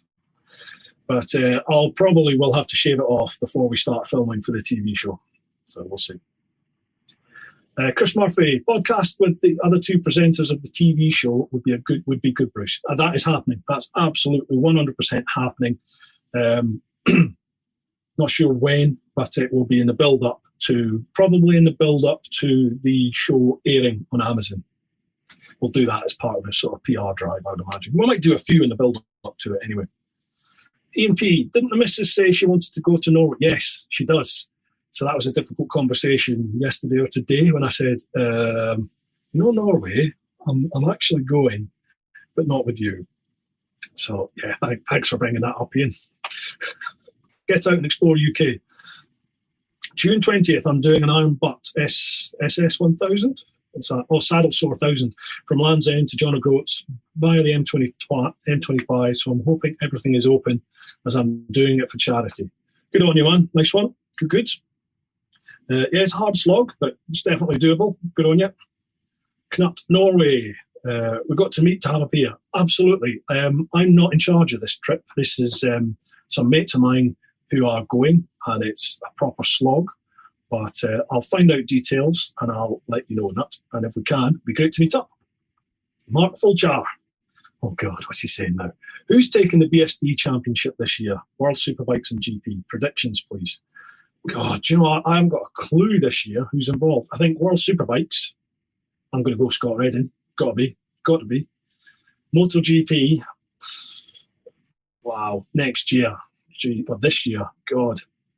I mean, the season that's just gone there were names cropping up on there that I was like, who's that? Who is that? And they're competing for the front and podiums. BSBs, I don't know, Fulch. You're the proper racy man, you are. Pass. What's everyone else think? Pete English, really enjoyed the podcast with Nikki. It was like we were with you in the marriage guidance office. When is Henry Cole rebooked on? Let's see if he can beat 5.6 thousand views. It's interesting you said that. I said to Nikki, I think I said it during the podcast, certainly afterwards. I was like, I'm really enjoying this. It is actually like a marriage, like counselling visit. Not that we need it, but it was nice to just sort of chat and be quite open about stuff, questions that you were asking. Henry Cole, he was due to come on. His filming schedule got in the way, and then his agent sort of said, right, I can give you half an hour. After me saying, these are normally 2 to 3 hours long, blah, blah, blah, blah, blah. I kind of said, well, half an hour isn't really any good because, the whole point of this is getting to know people, and I don't really see any point in doing it for half an hour. So that effectively, I think, is the end of that. I don't think he will come on. I would love him to, because I think he's a very interesting guy. Bought and read his latest book, actually. Yeah, I would love to have a chat with him, but I don't know if it's going to happen. Andrew McIver, the Explorers. Mine is the 2011 model, same as TMF. It's great. Love taking it around Knockhill and hoping to take it to Cadwell as soon as I can. The Explorers. Mine is a 2011 model, same as TMF. You haven't got an Explorer, have you, Andy? Yeah, there we go. Andy's just said I don't have a 2011 anything, Andrew. If you're talking about the Triumph Explorer, I had a 2014 one, I think was mine. But yeah, loved it at the time. Absolutely loved it at the time, and then things started going wrong, and it was a nightmare. Steve Mason just had to laugh at the wife. She was drying herself off after a shower, and I walked in with you on my phone. Then she said, "Oh my God, can you see me nude?" Sorry, Mrs. Mason, we didn't see a thing. I promise you. I promise. Andrew McIver, isn't the Street Triple the 2011? I thought it was. My mistake. Sorry. Andy and Andrew are having a bit of a chat. Pete English, you can have a go at one of my dirt bikes, Bruce. They're built to be dropped. Do you know, Pete, I might take you up on that, actually, because I need to work on my off-roading, so it would be good to come out with a professional. Mark Fulcher, also you need to get on an MT10 for a blast. Absolutely, man. I would love to try the MT10. I've had a few mates that have had them, but again, like I said, I just don't like riding other people's bikes. It just doesn't seem right. Excuse me. Right. Oh, I think we're nearly catching up with some comments. Mad Leprechaun. One of my friends will be racing on the Isle of Man 2022. Harry Payne. He's the British Championships this year. You won't be surprised to hear he drives an F2 sidecar. God, those folk are absolute maniacs. Watching the sidecars and stuff at the TT, that's just insane. Pete English. What was the worst present you received this year? That's a horrible question, Pete. God. Worst present. Well, I mean, probably the most boring present is pants and socks. But I've said it before. I'm sort of at an age now where I actually look forward to getting fresh pants and socks, and I needed them. So, yeah, I think pants and socks is probably the most mundane present, but genuinely one of the most practical that I received. God, I'm old.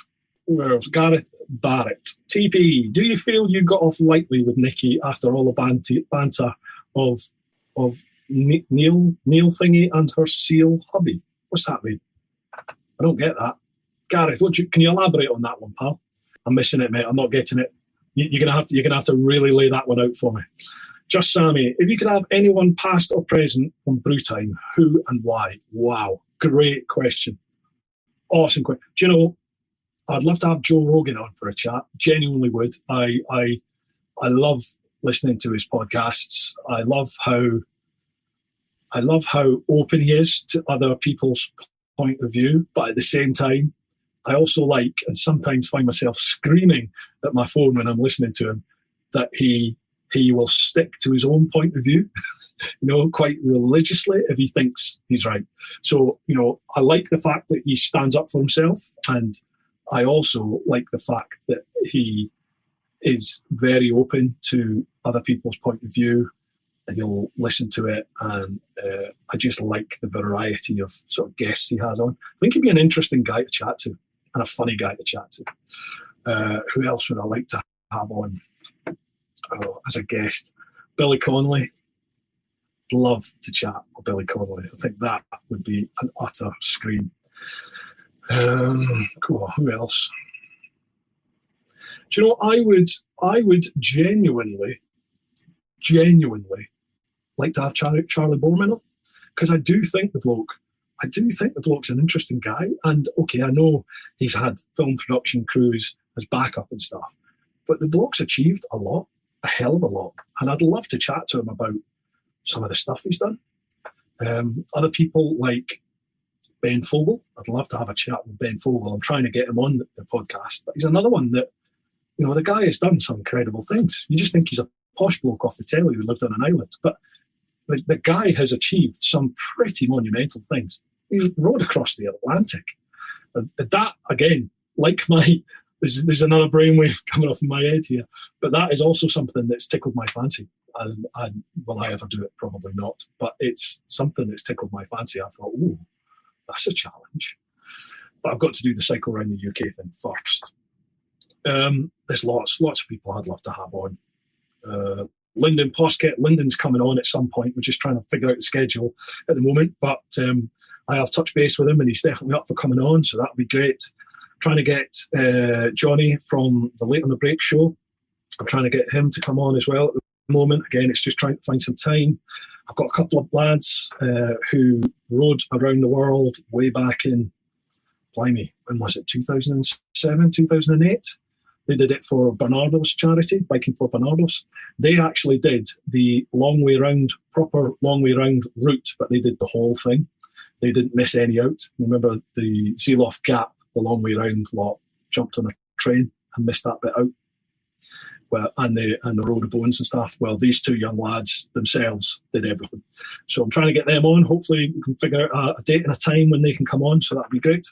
But yes, there's lots of potentially interesting guests due to come on the podcast. It's just logistics at the moment. And I think a lot of people are sort of feeling a little bit down at the moment. I think we're all going through it. And there's a few people are like, I don't know if I'd be great company at the moment to chat to. So I understand that, but there are guests coming, definitely. Right, God, the comments have just jumped. Where were we? Oh, so, yeah, Just Sammy, that was a cracking question. Any guest, yeah. Pete Brown-Smith, if you had to, do you do US on a Harley, sitting bitch to TMF in lycra pit girl trousers, do India in a tuk-tuk with the Kardashians in the back, or Australia in a sidecar with Dickie Anus doing tunes all day? Australia, sidecar, Dickie Anus. Genuinely, I'd love to do a road trip with Rich. I really would. Get on well with Rich, funny lad. And I like his eye. Rich and I do quite similar videos. I think a lot of the time traditionally, we both sort of did the trip vids. And I think we've got the same sort of eye with that. But I think Rich's eye for photography and cinematography is spot on. And I'd love to do a little collaboration with him doing a bit of a road trip. I think that could be a lot of fun. TMF, sitting bitch in Lycra, I would be nervous all the time because he is a deviant, I think, as we all know. Pete English, you'll have to come out to Toro again. We can have a good play. Absolutely, man. I'll be out to Toro as soon as we possibly can. It's going to be busy when freedom returns. Barry Lascelles, can't beat a good set of new socks at Christmas. I know, man. Absolutely, yeah. We're just getting old. But I think with age comes practicality and wisdom. That's the thing. Brian Longimanis, I got feckin' hankies. I'm not at the hanky stage yet, Brian. I've got to say, my dad was always a hanky man, and I could never understand why he always had hankies with him. I'm not at that stage yet. Johnny Hackinson, the Boss Hoss is not Harley. It's a V8 powered bike with a Corvette engine. Totally bonkers. Jesus, I didn't know that, man. Wow. Corvette engine, V8. That sounds like something Alan Milward would do, doesn't it? Mark Fulcher, last time you were up here, you mentioned about getting a dog or two. Surely self-employed, lockdown, and wanting to get out for a walk or two. Now's the time to do it. Which breed and how many? Absolutely. Nikki and I have been chatting about it. We were all set to go and get a couple of dogs, so at least one. We wanted to go and get rescue ones. But the problem at the moment is all the rescue centres are shut. So we can't really do anything too much about it. I want big dogs. I've always wanted a Great Dane and either some sort of Mastiff or a St Bernard. And I was going to call them Bodie and Doyle. Just corny, but I've always wanted it. Trouble with the big dogs is they don't live too long. So if you get a rescue one, it's generally going to be, 3, 4, 5 years old. And they only really last like 5 to 7 years, I think.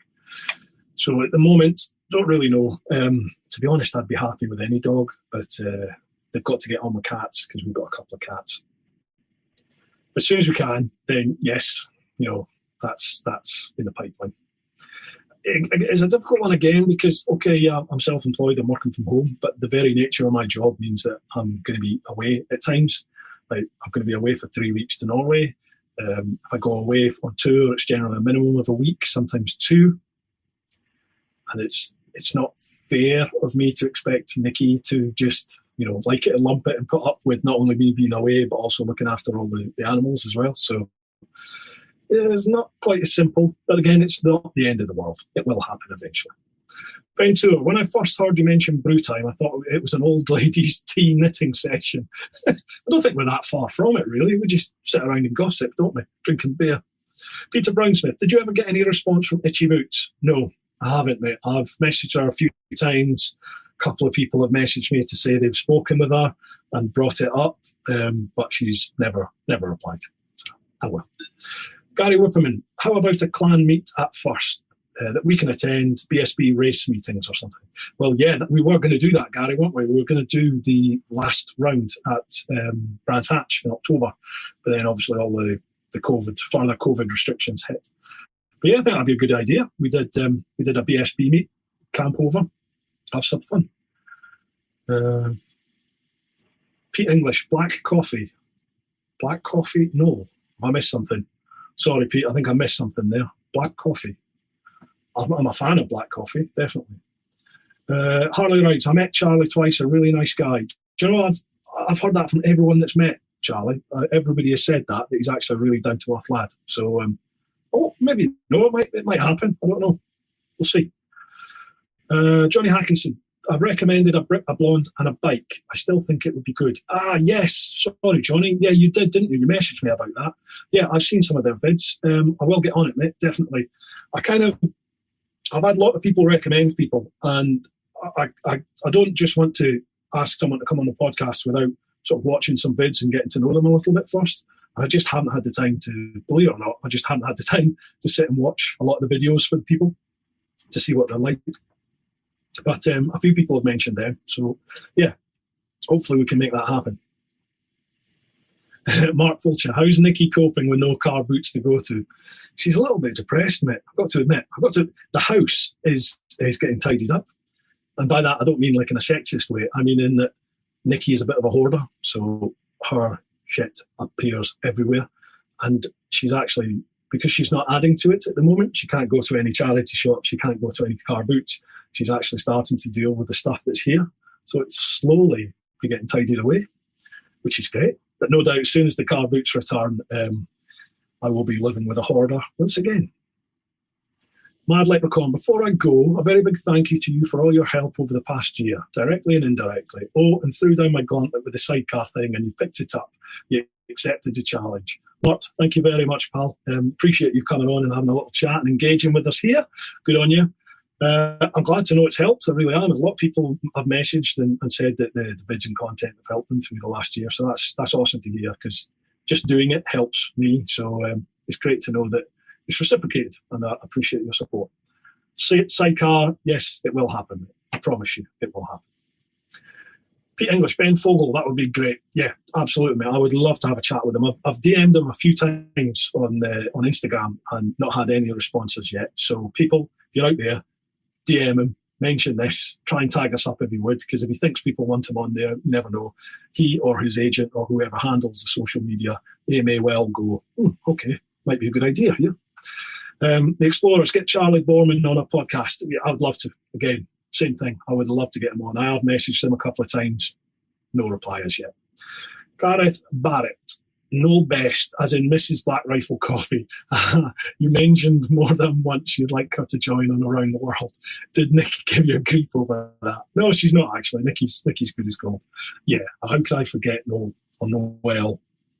There's the slight barrier that her husband is Matt Best, who, former Navy Ranger, I think he is. Army Ranger, sorry, not Navy, you kill me for that. So yeah, probably he might have something to say about her disappearing with me around the world. As indeed, well, obviously Noel would want to. Plainly, she would want to. But yeah, I don't think her husband would be too happy. Neither would my wife, actually.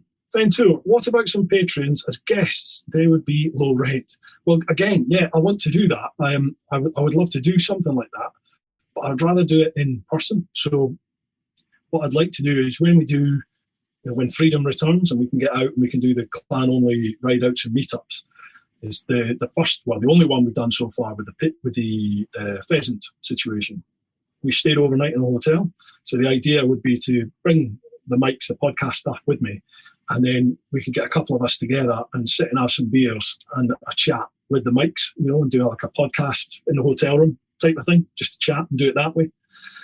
Might be able to do it over Zoom with one or two of us together, but then how do you choose which one? How do you choose which people? But never say never.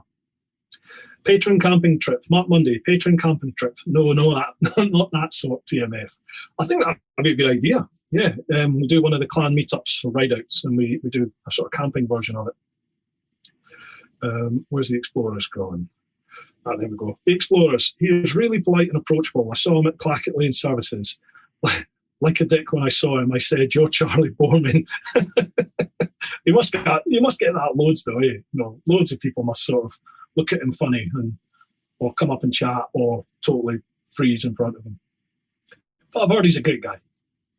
Gareth Barrett, that's the girl Pete. That's the girl Pete English. Oh, no best. Missing him Flyer. I don't do camping of any type.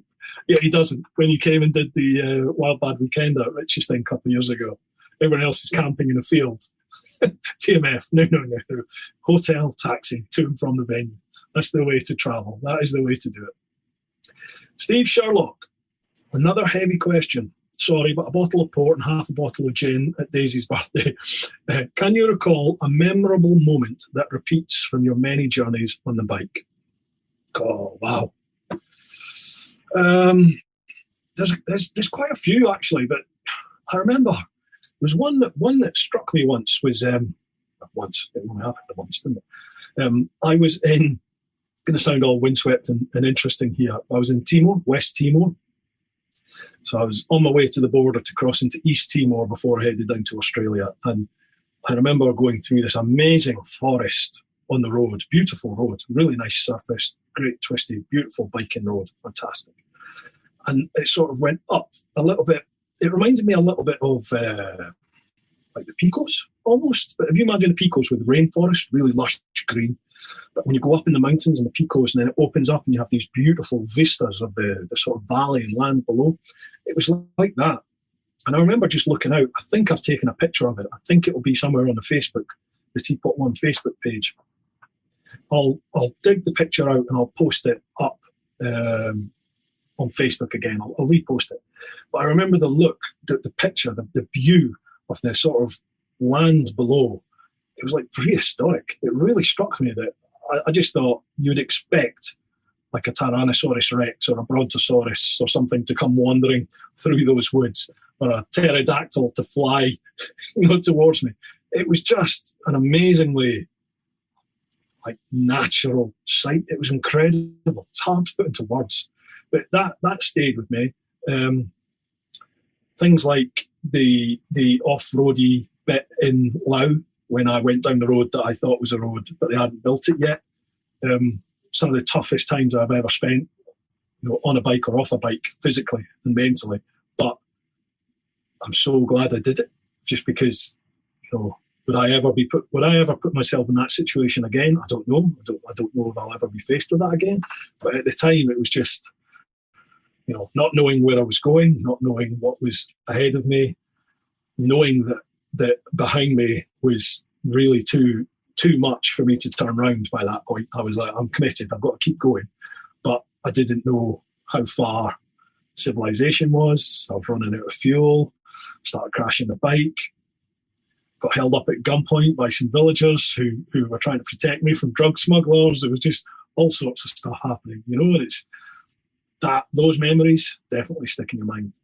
And then there's other stuff, mundane stuff, like I was in the States and I'm on the highway because I had to churn out a lot of miles one day, like 400 or 500 miles. So I'm just eating tarmac on the highway. And I remember just thinking, I want to be home. I want to be home, sat in my pants, watching TV, and you just think to yourself, you're riding around the world here. People give their back teeth to do this, and just stupid little times like that pop into your head sometimes. Anyway, Brian Longimanis. I've also got a TP t-shirt. Thank you, Brian. Cheers for your support. Chris Holmes, any advice on reasonable daily mileage for the NC 500 or the NC 767? Honestly, Chris, it's totally down to you, pal. It really is. You can do it in a day. The NC 767, that's going to be a hell of a long day. You can do it in a day, but why? I would say, 3 days. 3 days would be a nice journey on the 500. Excuse me. But even then, you're not giving yourself anywhere enough time to really explore the places that you're going to come across. 5 days to a week, that'll give you time to enjoy some places. Spend a bit of time there. Depends what type of travel you are. I tend to be, a lot of the time, I tend to get caught up in wanting to get to the destination. So it's all about the ride and the destination. But I think the older I get, I sort of start thinking, maybe I want to enjoy a little bit along the way, and maybe cut the mileage down and enjoy more of where I am at the time. But it depends. Depends what sort of travel you are, really. But certainly 5 days to a week, fine for the 500. You need to think, Tony Hannum, you need to think carefully about getting a dog, especially when your wife works and you're going on long trips. Yeah, definitely. Like Nikki now works from home, but at least once a week she has to go into the office. So yeah, that is part of the reason why we haven't got a dog yet for that. Beat English Adventure Bike Weekend would be a great clan meet. Do you know, I've never done that. I've never done the Adventure Bike Weekend. Is that the ABR? The ABR. Yeah, I've never done that. Barry Lascelles. Baz's wife here, Chad. How you doing, Shaz? Given that the world is becoming so accessible on two wheels these days, where within a 2-week travel radius would you recommend? I say Russia, but I just get funny stares. Wow. 2-week travel window. Russia, I 100% recommend you go to Russia. Absolutely. 2 weeks. It's going to take you, depends, are you flying in there and getting a bike, or are you going to ride your bike there and back? If you're flying in and hiring a bike and heading off, then 2 weeks, absolutely. Yeah, you could cross Russia. You could cross the entire country. Right from Moscow to Vladivostok over on the east coast. You could do it. There's a race that does it in 10 days. So it is possible. But you're going to miss a lot. You are definitely going to miss a lot. And for me, Russia really gets interesting a couple of 100 miles east of Moscow. Moscow's great. Moscow's a great city.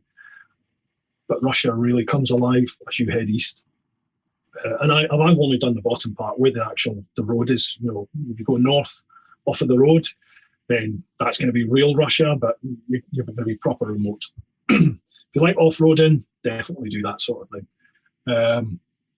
There's a place called, is it Novosibirsk? I think it's Novosibirsk is the city in the middle. When I snapped the frame for the third time, and I lived with a family, that was in Novosibirsk. That's a great city. Really, really nice place. Is it feasible to do that in 2 weeks? Oh, God. Don't know. You could do it. You could do it, but I think with 2 weeks, I would probably want to head somewhere like Greece. And that's what I'm planning at the moment. Actually, is you just do a real hard slog, get down to Greece, and then have some fun from Greece, heading back up through like the Balkans and places like that. A little bit of Eastern Europe, bit of Turkey and all up around there, because I've not spent that much time in that part of the sort of European continent. So I would like to see that.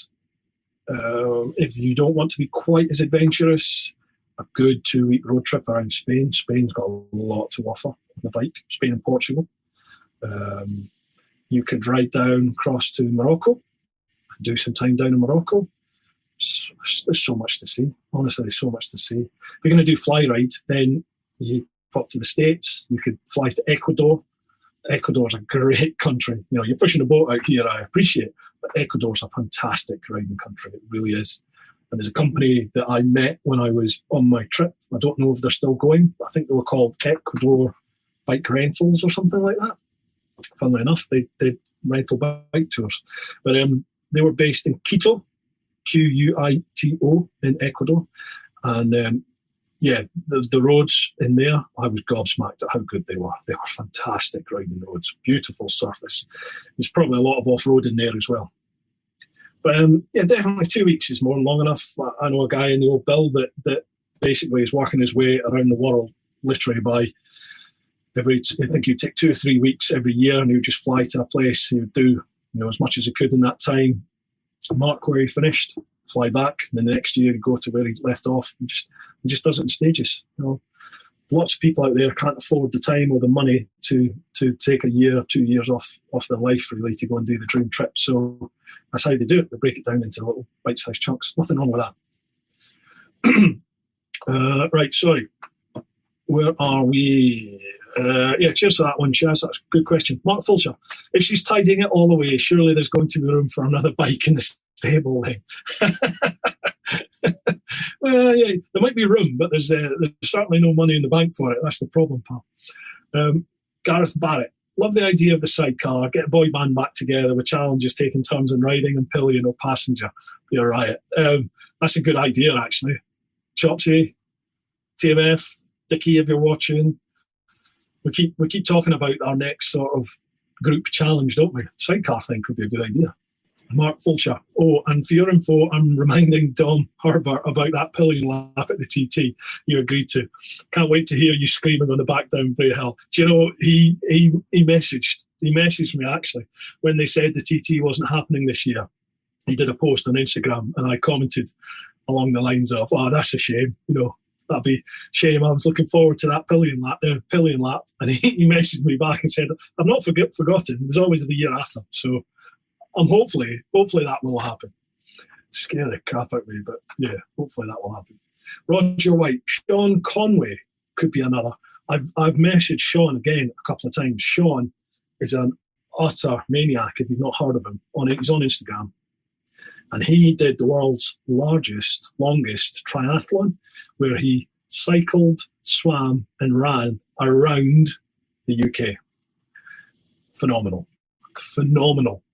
Amongst other things, the guy has done loads. He is such an interesting chap. Follow him on Instagram. Again, I've DM'd him a couple of times trying to get him on and not had any reply as yet.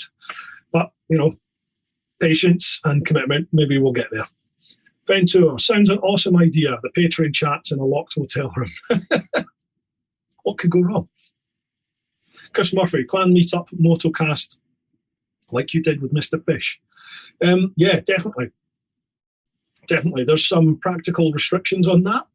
Number-wise, obviously with Cardos, we can have up to 15 of us together. Your speed, you need to watch your speed because it's hard to hear each other talking when you're going fast, and also with the cameras recording.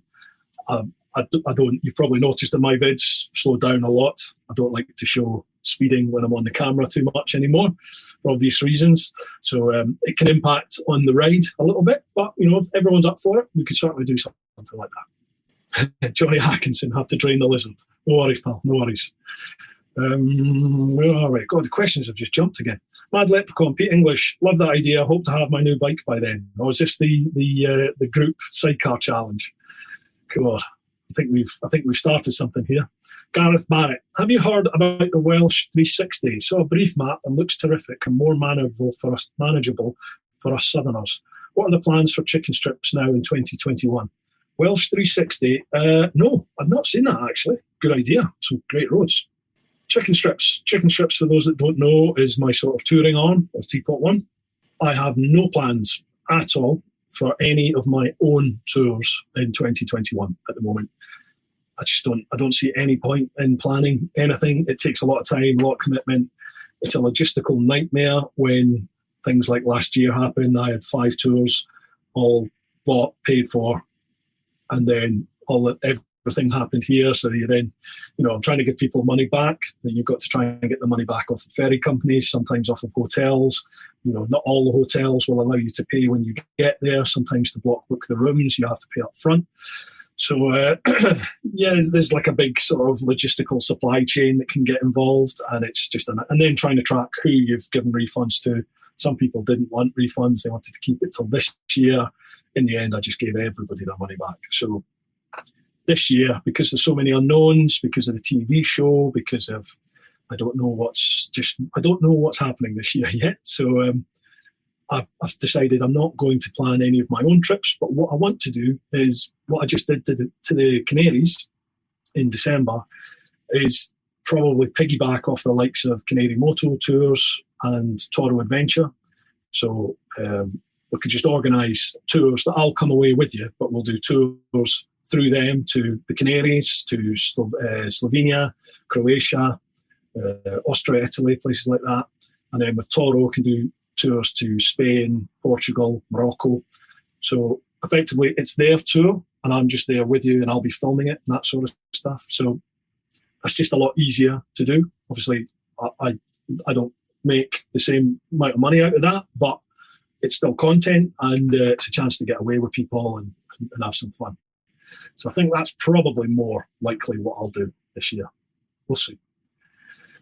Ventura, saw the NC500. I like the DM745.7. Crossing the Clyde to crossing the Forth. Do it in 4 days. Perfect. All right. Okay.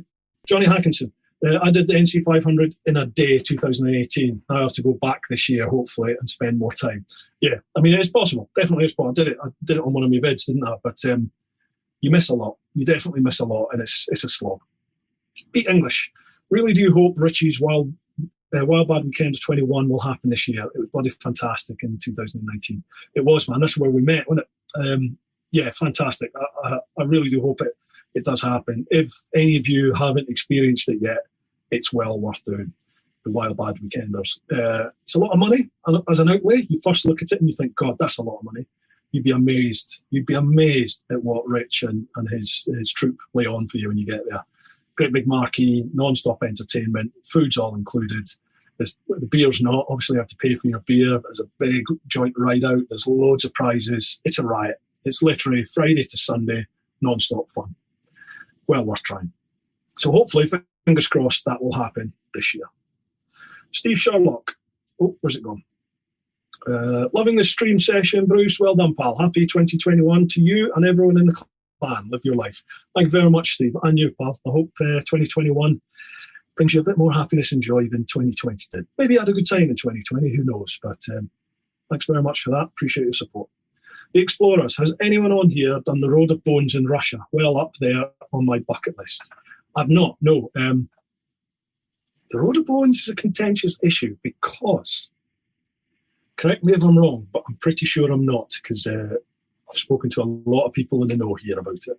The Road of Bones that you see on the long way round isn't actually the road that you have to take anymore. That's the old road, and sort of running alongside it is the new road, which certainly when I was there, 2013, 14, they hadn't tarmacked it yet. It was still like a lot of Russian roads, just open earth. So when it rains, it gets really muddy. It's horrible. It's horrific to cross. But if it's dry, it's not too bad. It's just a track. So you can do that option. You know, that's the one that everyone does, is that main sort of highway. The old road, which the long way round guys did, I mean, that's an impressive challenge to do what they did, absolutely, because it's not used anymore. You don't come across people really like they did, but it's a challenge. Yeah, definitely a challenge. I'd love to have a crack at it. As much as I go on that I hate off-roading, I would definitely like the personal challenge of trying it. So if anyone wants to do it, drop the Explorers a line. Hook up, do it. Ian P, would you really like to do a D-Day battlefield trip with... Oh, would really like to do a D-Day field trip with you, Bruce. Oh, cheers, Ian. Yeah, I sort of did all that when I first passed my test and got into biking. The first thing I did was heading across the channel into France, and enjoyed it. It's a very humbling thing to do, to see all the D-Day beaches and see all the battlefields and stuff that they went to. It's definitely worth doing. I've got no plans to do it at the moment, but I wouldn't say no. Definitely wouldn't say no. Can find the time to do it. Definitely, let's go and do it. Brian Longimanis. I'm with Pete English with the Adventure Bike Fest as I meet. I hear lots of good things about it. I've never done it myself, as I say, but I hear good things about it. Gareth Barrett. Nevesy from MCN did a 2-week trip through Italy and ferry across to Greece. Would love to go beach hopping in the sun. Yeah, definitely. I like Nevesy. I would like to get Nevesy on the podcast, actually. He's a fun guy. A fun guy. What do I sound like? Yeah, I think it'd be an interesting chat to chat to. Hartley Rides. Pete English, hoping Wabad Weekend 21 happens too. Booked already. Good on you, Paul. Pete Brownsmith. Interesting when you mention Low, my mate Davy McCurry. I met Davy there. Our mate. There we go. Yeah. Always said about how lovely people were in Low in terms of all places in the globe. What are the nicest people? Right. If you don't know anything about this, on the world trip, when I got to Low, I had to stay a couple of days in a sort of hostel, hotel, motel type place. I've forgotten the name of the town. It's quite a big town, just as you cross into Low up in the top in the north. Luang Prabang, that was the name of it. So anyway, I was there because I had some problems with the computer. My laptop was getting vibrated so much because it was on my luggage on the back of the Jigsaw. It was getting vibrated so much that the laptop was shitting itself, basically. I've had loads of, noticed that, brushing the hair back off my ear. I was having loads of problems with I think the RAM board had shook loose. So when I'm trying to edit, it kept falling over. So I put a couple of things out on the Facebook saying, does anyone know how I fixed these problems I was having? This is before I knew what the issue was. And Davy McCurry and his missus messaged and said, you're never going to believe this. We're a couple of Scots. We're here in Luang Prabang. We live here. I think they worked in the local school. And they were just down the road from where this motel was. So I met up with them one night. That's right. I needed one of the tiny little screwdrivers, the electrical screwdrivers. I needed one of them to access the back of the laptop to get in and get the RAM. So Davey happened to have all that kit and said, look, I'll meet up and I'll give you the screwdrivers. So we did, met up, had some beers and had a chat with them, and we sort of kept in touch ever since. I think Peter, is it right that they've moved to New Zealand now? I think they live in New Zealand and have a family there. But yeah, lovely couple. So where has been the best place with the nicest people? Oh. Do you know, Roger? Not Roger. Do you know, Peter? I think the thing that hit home the most about that trip was that essentially we're all the same. Essentially, people are the same the world over. Everybody generally. Okay, I'm not saying everyone personals. Most people are brand new. Most people are brilliant. Most people want to get on with their lives, look after their loved ones, support their families, and just get on with what they're doing. But most people want to help if they can. They'll offer help. And I found that time and time again in almost every country. You're always going to get arseholes that spoil it. You only need to stick your head out your door. You will see it. You get it everywhere. However, there are a couple of places that really stick in my mind. Russia, definitely. The Russians were just overwhelmingly friendly, and that sticks in my mind because I wasn't expecting that. I was expecting the Russians that you see in the films and you hear about in the media, and the enemy, very hard people that don't like the West. They're not like that at all. They're quite suspicious, maybe not suspicious, they're quite standoffish initially, I think. I think Russians aren't the type of people to throw their arms open to a stranger and wrap you in a big hug. They're not that type of person. But if they like you and if they're still talking to you within sort of the first 5 minutes, then pretty much that's it. They've accepted you. And I found the Russian people very, very warm, very hospitable, very friendly. Loved my time there, and I definitely want to go back. Japan, I love Japan. I think probably because of the whole experience I had there with crashing and meeting Pete and his family, and through him getting to meet all his extended friends and family. I just had a really good time in Japan, and it really left a mark with me. I found the people incredibly respectful. I found the country beautiful. The history was amazing. Japan blew my mind. I could probably be happy living there. Norway is another place, really strong biking community, stunningly beautiful place, very expensive, sadly. But then the wages sort of are comparable for that. You get paid well over there. There's just so many, honestly, so many places. South America, Mexico. I was expecting to be running gun battles in the street and getting held up left, right, and centre. Didn't see any of that. Really friendly, lovely people. Excuse me. I'm still friends with some of the folk I met there to this day. I introduced my wife to some of them when we went on honeymoon over there. Fantastic place, really good. There's so many, man. Just the best advice is, Pete, don't believe anything you read about or see in the media. Wait till you experience it for yourself with the people of that country and make your own mind up. Most people you'll find are brilliant, absolutely brilliant. Gareth Barrett, Brian and Pete, I have tickets for ABR'21, so it'll be good to blow the foam off a beer or two. Good stuff. Yeah, definitely. If folks, if you're going to the Adventure Bike Festival, if you're going there this year, then sort something out. If you're not on the Facebook page yet, there's a Patreon supporters Facebook page, so get yourself on that and arrange it. Meet up. I don't think I'll be going, but yeah, meet up. Get yourselves together.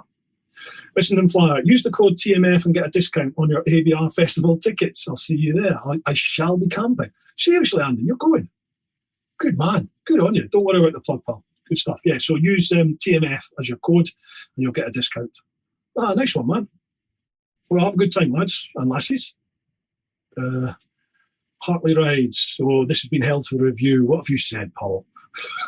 TMF, you have no shame. You sucked a butt plug. He's right, he did. Jesus, have we been going for 2 hours?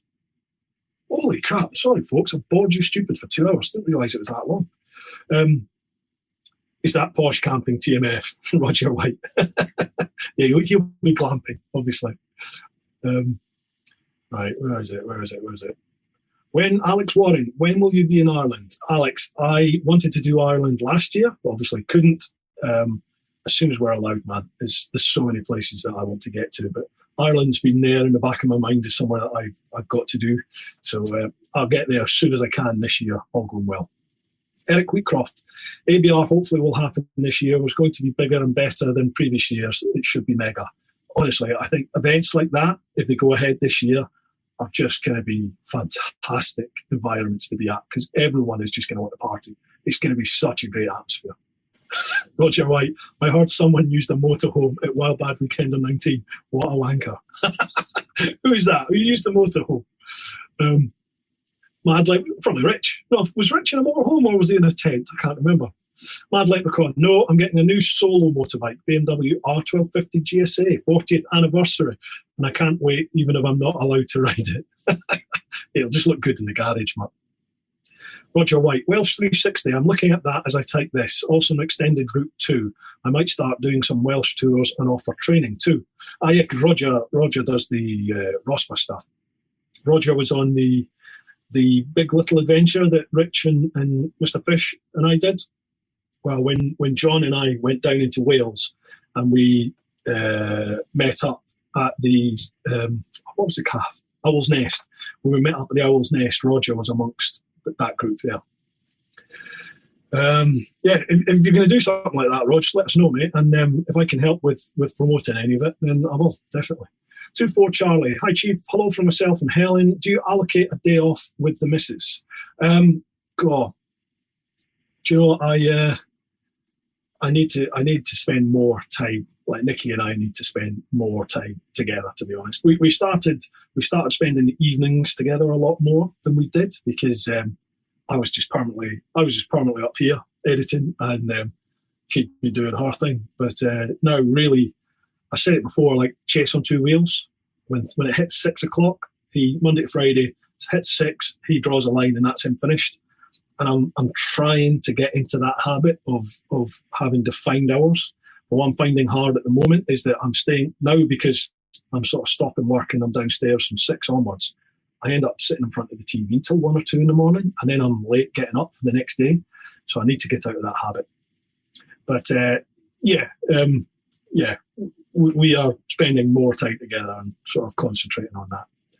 24 Charlie, have you been following the Dakar Rally, David Knight's first race? I've been following that on Instagram. That's the only place I've been following it. I've just been seeing some of the Instagram TV stuff that David's been doing.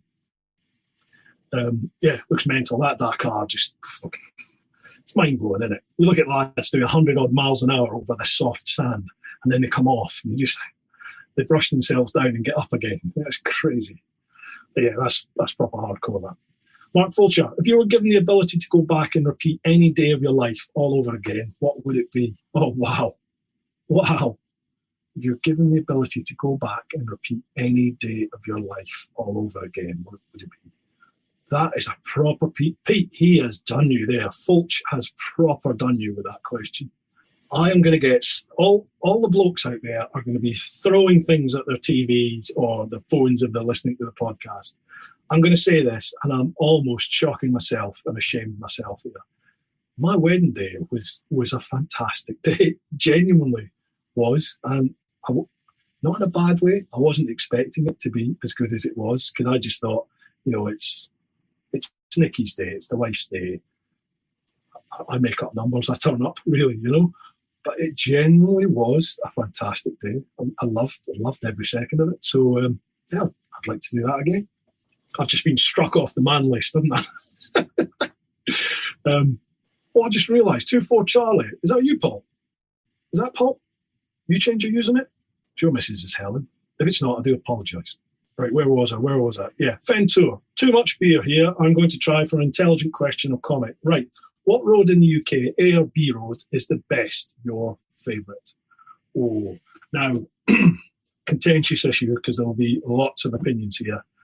I really like, in Scotland, you've got the Elandonnan Castle. That's the castle from, there can be only one. What's it called? Somebody write it. That film, there can be only one. Elandonnan Castle. Somebody leave a comment. Tell me. Come on. I can't remember. Highlander. Is it Highlander? Yeah, it's Highlander. Is that right? No one has replied yet. But anyway, I think it's Highlander.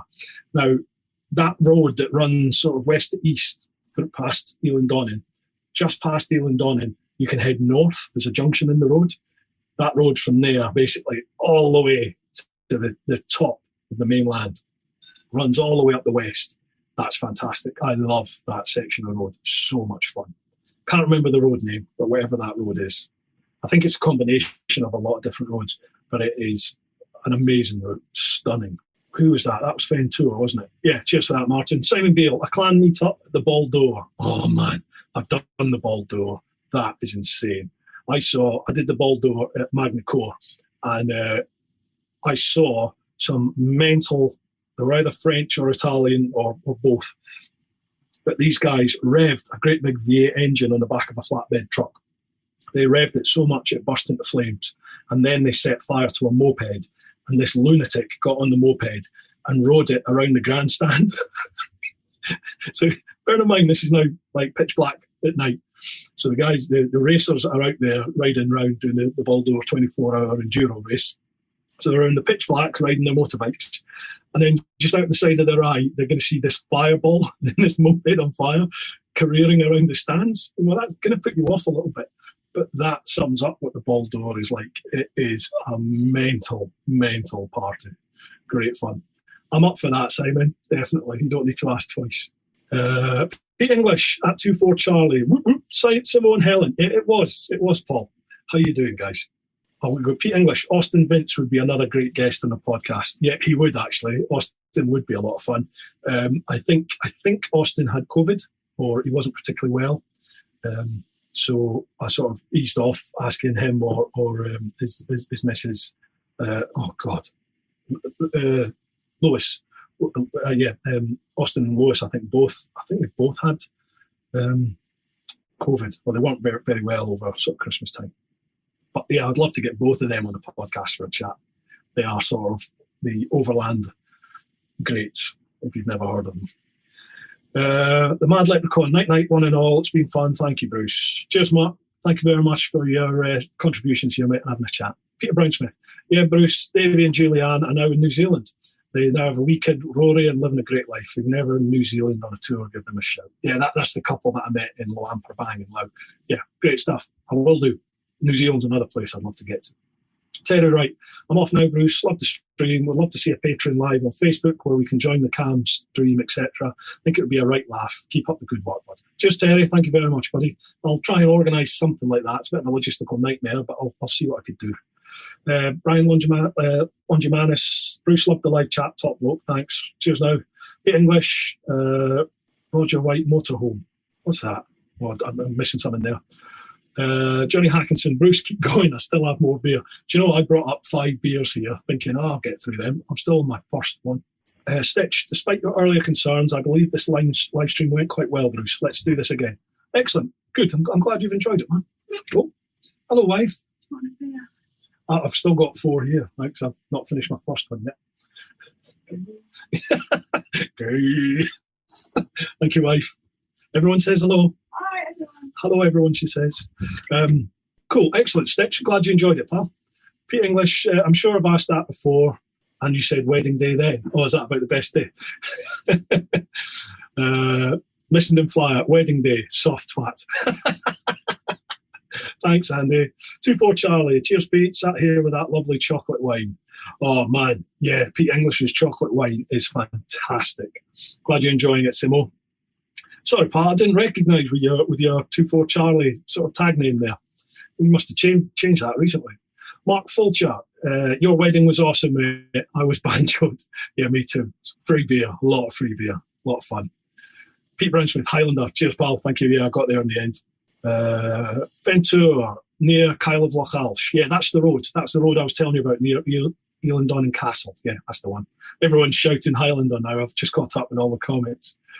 2-4 Charlie. Yeah, that's my call sign from the army, Bruce. Simo. Nice one. Top man.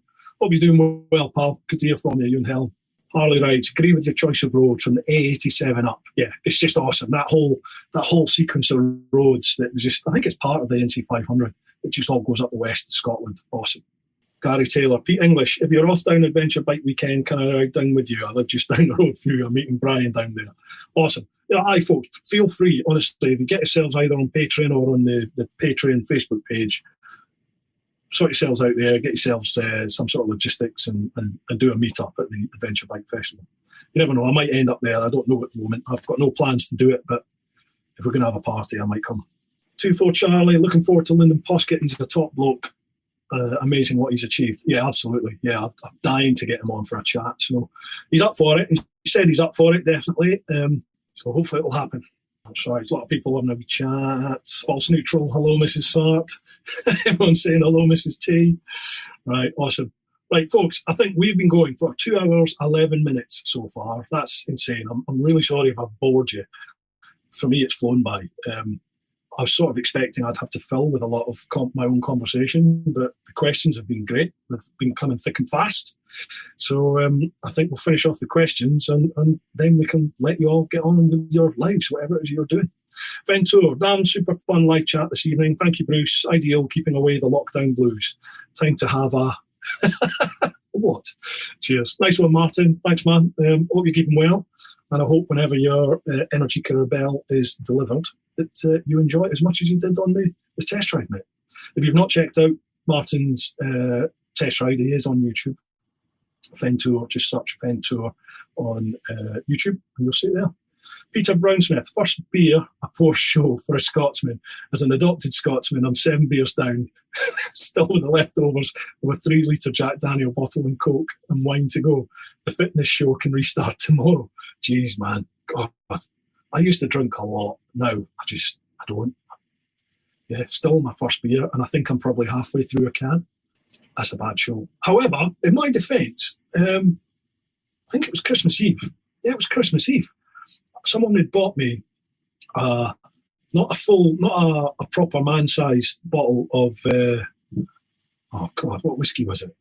Someone bought me a really good bottle of whiskey, but it was like the half-size bottle of it.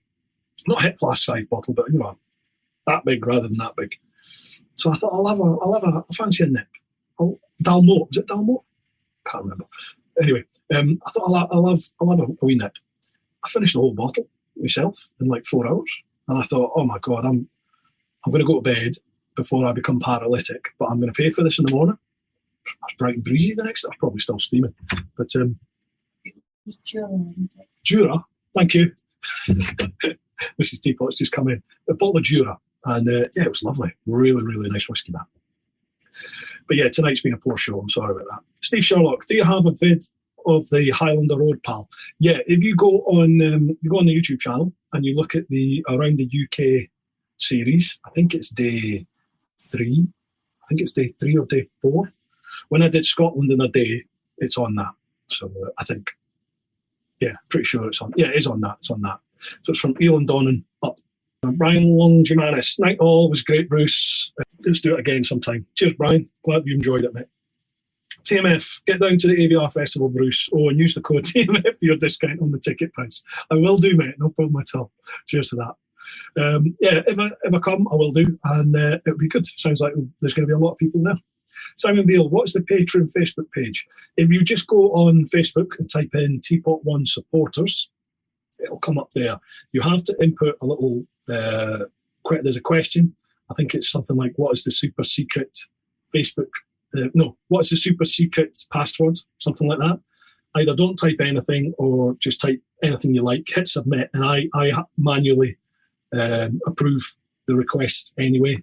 So I'll check to make sure that you are a patron, and then I admit you in there. Yeah, just do that. And then it's just a sort of free-for-all for any of you guys and ladies, anyone that's on Patreon, to have somewhere where you can chat, really.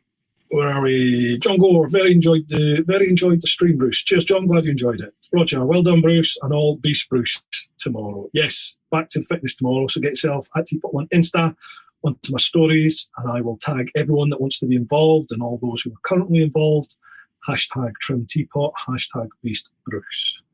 Get yourselves involved. You don't need to be grafting in the gym. You can be doing anything. Pete English doesn't do the gym, but he's always grafting at work, or he's out walking. He's out like off-roading on his bike. He's doing all sorts. So as long as you're active, doing something, just do something on a story and tag it in. Gary Whipperman, awesome, Bruce, do it again. Absolutely, Gary, cheers. It's gutted we've not had a chance to meet up. We normally meet up, don't we, at the Overland events for a beer, but it'll happen again. False Neutral, cheers, Bruce. TMF, you never miss a chance of a free plug. He doesn't, any type of plug. Gareth Barrett, was terrific, Bruce. Thank you, and to all the clan. Keep safe and see you on the flip side. Definitely, Gareth. Glad you've all enjoyed it. It's been great. Mark Fulcher, cheers, Mucker. Great fun, that. Nice one. Ashley Wright, really enjoyed the live stream, mate. Thank you, Gareth Barrett. Never tire of listening to your adventures, TP. Sorry if I've bored you. Just Sammy, what a brilliant evening. Looking forward to more brew times. Cheers, mate, Sam. Nice one, Sam. Cheers, pal. Gareth Barrett, by the way, Ben Riach for me every time. Oh, the whiskies, right. I probably pronounced that wrong and humiliated myself. Yeah, I'm getting into me whiskies now, I've got to admit. Peter Brownsmith, love the Mrs. Teapot commentary. She's always in the background calling me either a bell end, dick, lots of other things. 2-4 Charlie, it's been brilliant, Bruce. It'd be great to do another one sometime. Absolutely, Paul. My plan with the Patreon live streams is I wanted to do these. I think maybe once a month is too much, but maybe once every couple of months we just do this and have a little chat. Really, I want to give more back to you on Patreon because I'm really getting soppy. I do appreciate what you folks going the extra mile here, and I kind of want to give more back than other people can get. So whatever I can do, I will do. Roger White. Oh no, where were we there? Sorry. Pete English, Glengarry. Well, it's written Glengarioch, but where I'm from in the northeast, that's pronounced Geary. So yeah, that's a nice one. Roger White, link above. TMF, I think TMF, Andy, you have the last comment here. Great work, mate. Enjoyed that. See you soon. Oh, and get that effing beard trimmed. Oh, now there's a whole load more comments. Cheers, Andy. The beard is not being trimmed. Well, it might get trimmed, but it's not going to be shaved off, definitely. Ian P, great way to spend an evening. Cheers, boss. No worries, Ian. Glad you enjoyed it. The Explorers, thanks for an interesting night. Really enjoyed it, as always. Once a month for a live stream. We'll see. We'll see how we go. Cheers, Pete. Fantastic. Really enjoyed that. Live your life. Top man, Pete. Thank you very much. Right, folks, we'll call that quits. All right. Thank you so much for everybody that's joined in. Hope you've enjoyed it as much as I have. If you're listening in or you're watching the video at the moment, hope you've enjoyed it. Hope it's not been a bit weird just listening to me answer people's questions on a live stream or that. But yeah, it's been good. Folks, I hope you're doing all right. I hope you're all coping with the latest chaos here in our third, fourth lockdown, whatever it is that we're in. It's weird times, folks. There are brighter horizons definitely coming, definitely. How long it's going to take, I don't know. Just keep slogging, keep doing what you can. Just keep looking after those that you love. Keep checking in with your mates. If you've not heard from people in a while, drop them a little line, see how they're getting on. People cope with all this sort of stuff in wildly different ways. So just dropping someone a little line to see how they're doing can really help the situation. So do what you need to do. Look after yourselves, look after those that you love. But most importantly, now more than ever, live your life. Night night. Woo-ha! Cheers, folks. Really enjoyed that. See you all later.